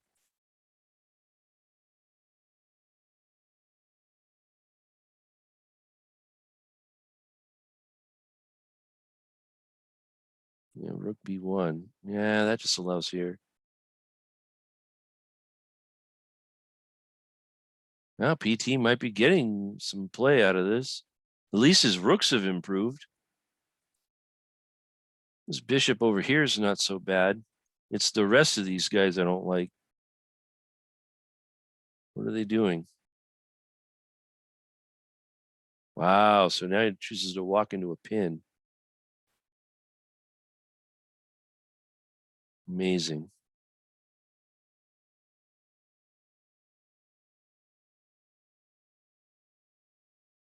Well, maybe this isn't so bad. Still can expand and on the queen side in the center.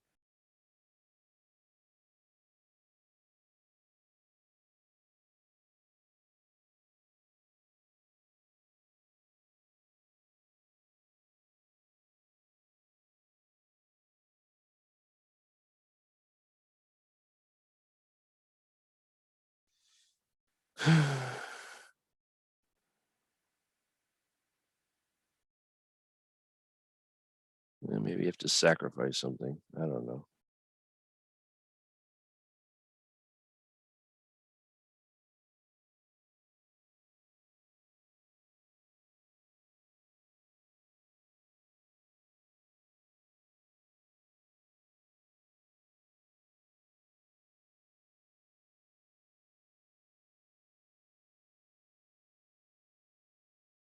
Bishop c8. Making room for this. Getting out of the pin.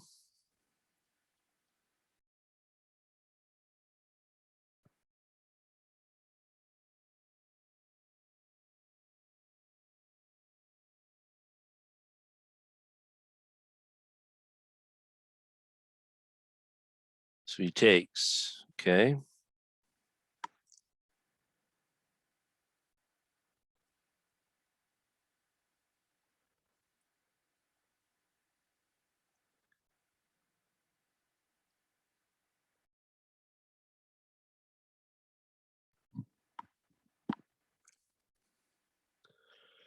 So he's made something out of the A file.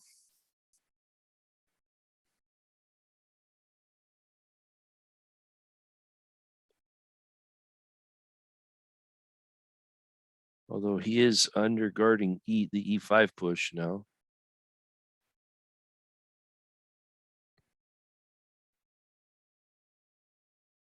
Okay. Well, so once again, if you're gonna have some bad pieces, you might as well, go into an end game here. Lessen the chances of you getting mated. So he's got a better rook, but the rest of these guys are still out of the action. If you could just correct that. And this might be threatening to sacrifice. So probably he's got to play G5.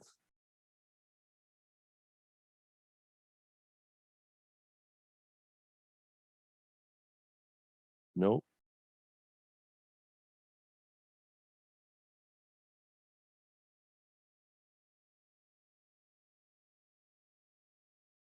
So sack a piece for 2 pawns? Maybe. No. Compelling this move.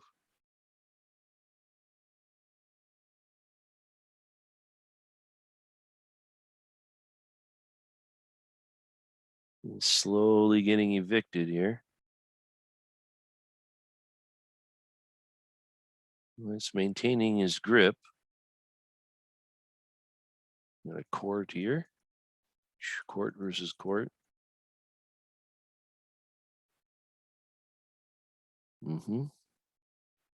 Didn't want to give up the A file, so that's why he didn't, try to invade or something because of rook A2.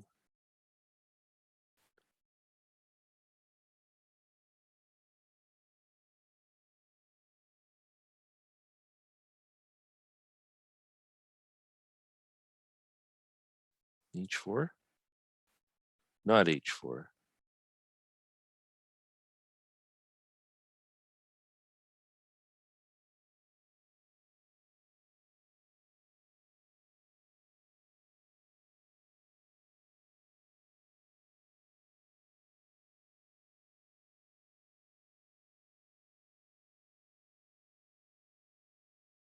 E6. So he's trying to fight for counterplay here.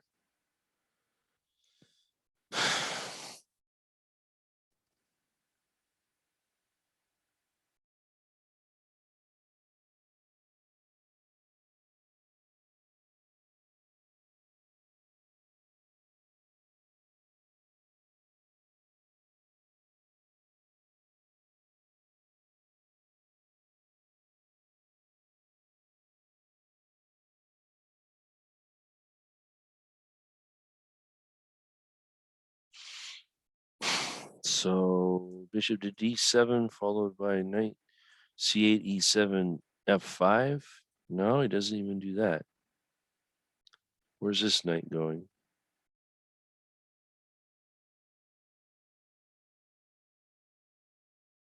Well, now g4 is, oh, that's his point. I guess that's his point. So if white does not en passant, then black's pieces are almost entombed forever. So yeah, like where's this guy going? Where's this guy going?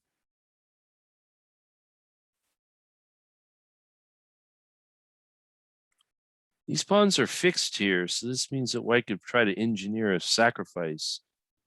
The bishop here.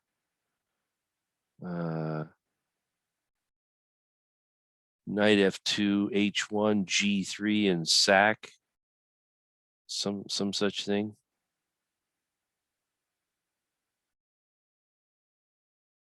And black would have to defend passively.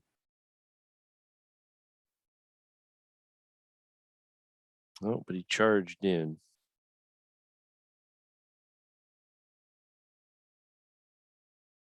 But to no avail.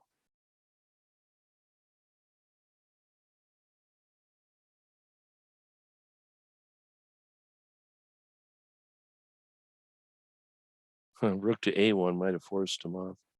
Ooh, take with a knight. Yeah, now this knight is really strong. Offers a draw. You got to be kidding me. Oh man, white could have tortured black here forever. No, that was a bad draw offer. White had a big advantage there. Especially he also had a big advantage on time, so he could even grind away his clock if he wanted to. All right, so let's go move on here. Got a 2007 player. So here we have the Reti system once again.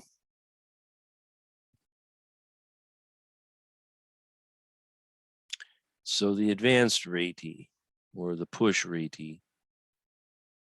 So yeah, B4 is a good move. E3 is a good move.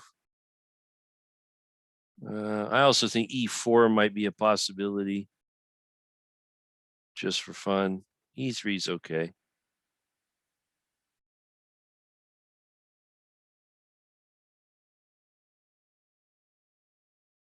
Wow, black took that one. Okay, so white now has a really mobile center. Here, followed by bishop d3, followed by castle. Yeah, but putting the bishop on d3 is more aggressive, so we have to play d4 first. Also, d4 kind of slows down like c5 or something like that. Yeah, now we should throw in d4. Don't like black gets c5 for free.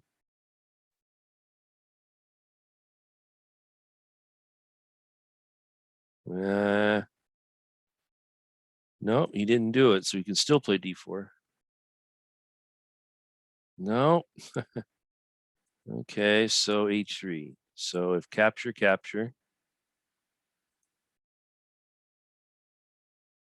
Okay, and then you got to guard the b pawn.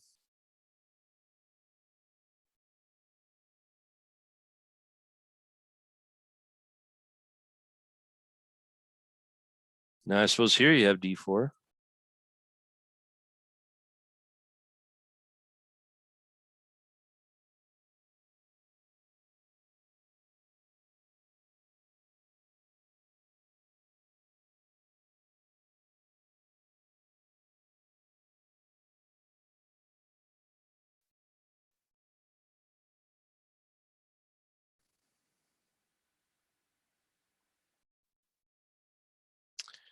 All right, just a developing move.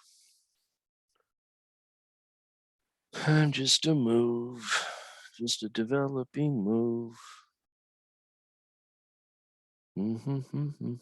Yeah. All right. Bishop pair.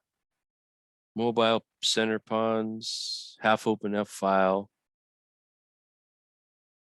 This is probably pretty good for white. He eventually finds d4.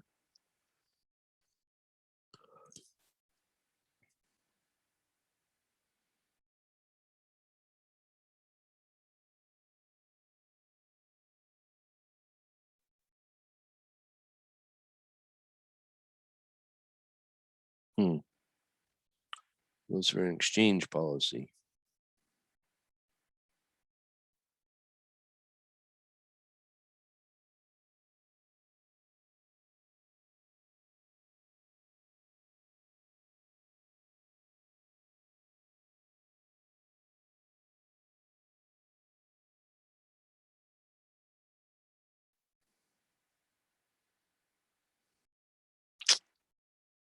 Okay. Just a move. No real threats.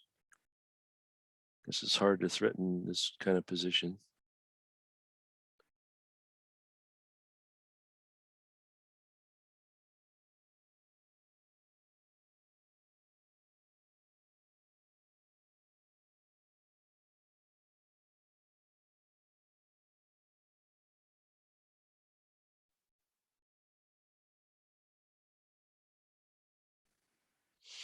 Yeah, probably bishop f3.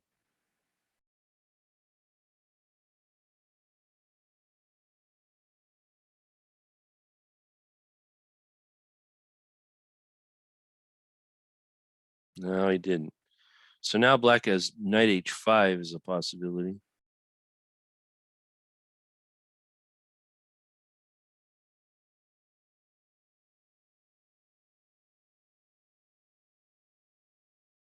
So what, e4? Is that the idea?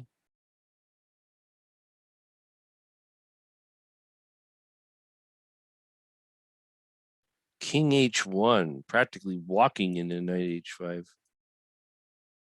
No, he didn't bother. So we see here in these games that long thinks by PT does not necessarily translate into long thinks by the opponent. This is something that's worth considering in a chess player's game, where if you think for a long time and come up with some, you know, well thought out, brilliant plan, if your opponent responds to this with some quick but accurate and good moves, it very well could mean that you're not actually confusing your opponent. Your opponent knows exactly what you're up to. So it's possible what they're doing is that they're using your long thinks against you. They're thinking right along with you, and they can actually see what you're about. Yeah, here we said king h1 actually walks into a knight h5, so suddenly there's a big threat, which was not possible if the king was sitting here on g1.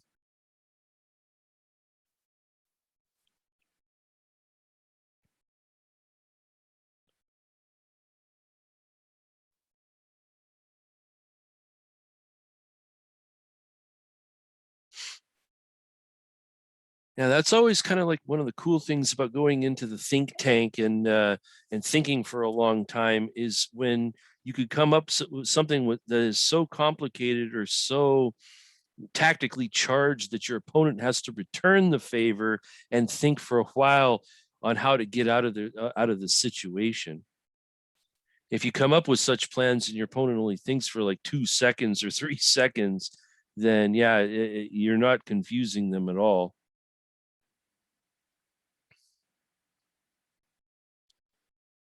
All right. So probably f5.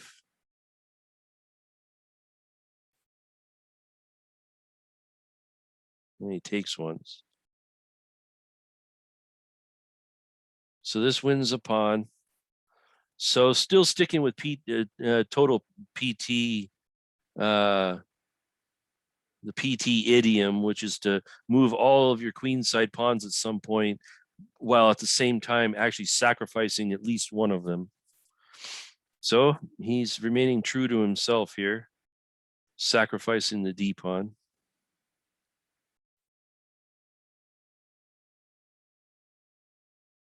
So the question is, does he get anything good out of this? Let's find out.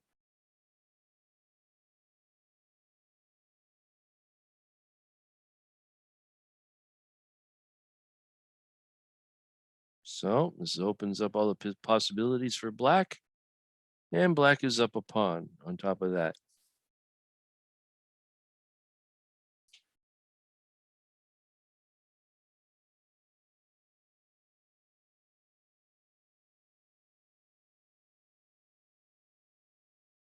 I figured he'd only be up one pawn if white had absorbed the pawn, but he didn't do that. So, okay. So attacking something. Guess it also traps something too. The knight can't back up without white taking.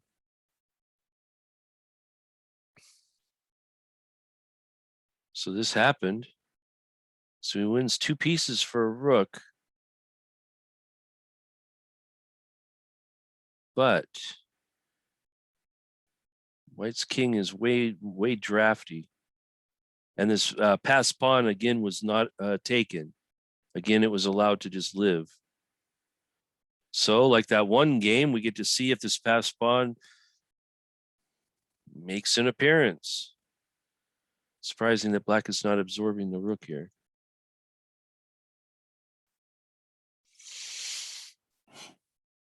Mm-hmm.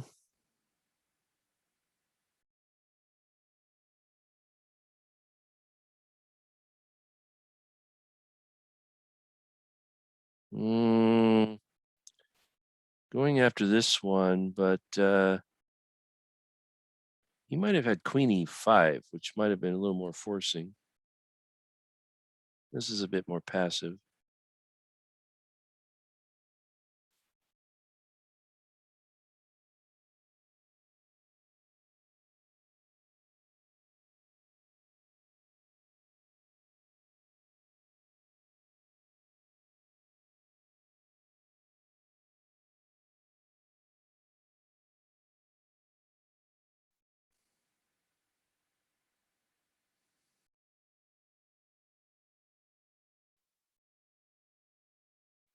Queen here.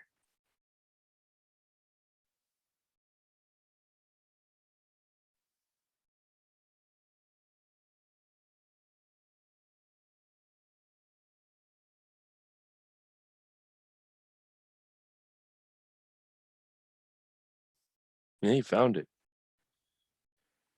So this dominates the board here.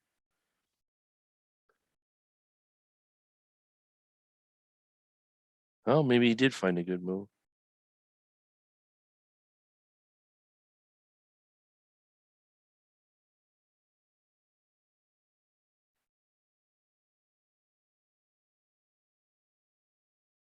That might have been a good move. Queen c5. Yep, good move. Eyeballing this square.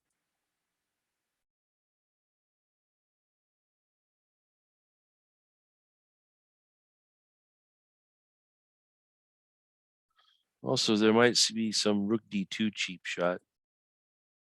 Try to divert the bishop away after like queen g5 and then rook d2. So trying to take away queen g5, but the king side's getting weaker.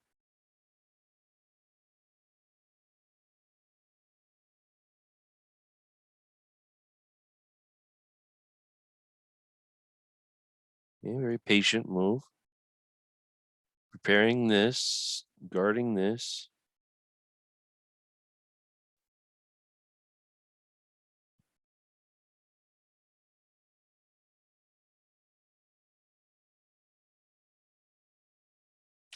Now that allows queen g5.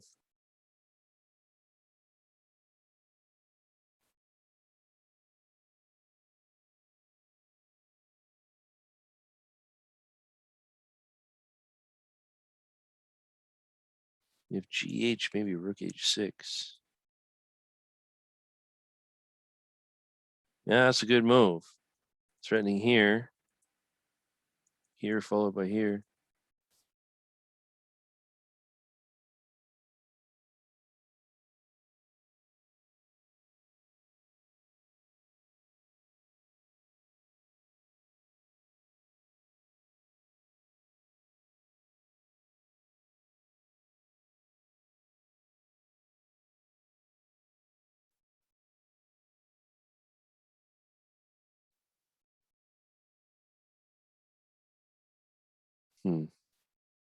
HG first.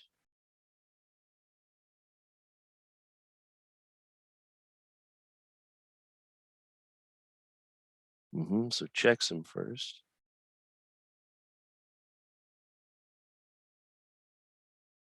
And then maybe even take with, no, maybe not that way. Maybe. Taking that way would have opened the F file. No, this isn't going to work. He can always defend with the rook. Oh, no, he can't defend with the rook. Oh, no. Wow, he just got a cheap shot there. And look at that, he's winning just like that. Wow, so what? So maybe, so in this position, black actually, black threw in one too many checks. So here he just had to take right away, or he could even have taken with the F pawn right away and just keep the queen here. So yeah, this queen H4 was just one too many checks, and wow, and he ends up getting a very lucky checkmate there.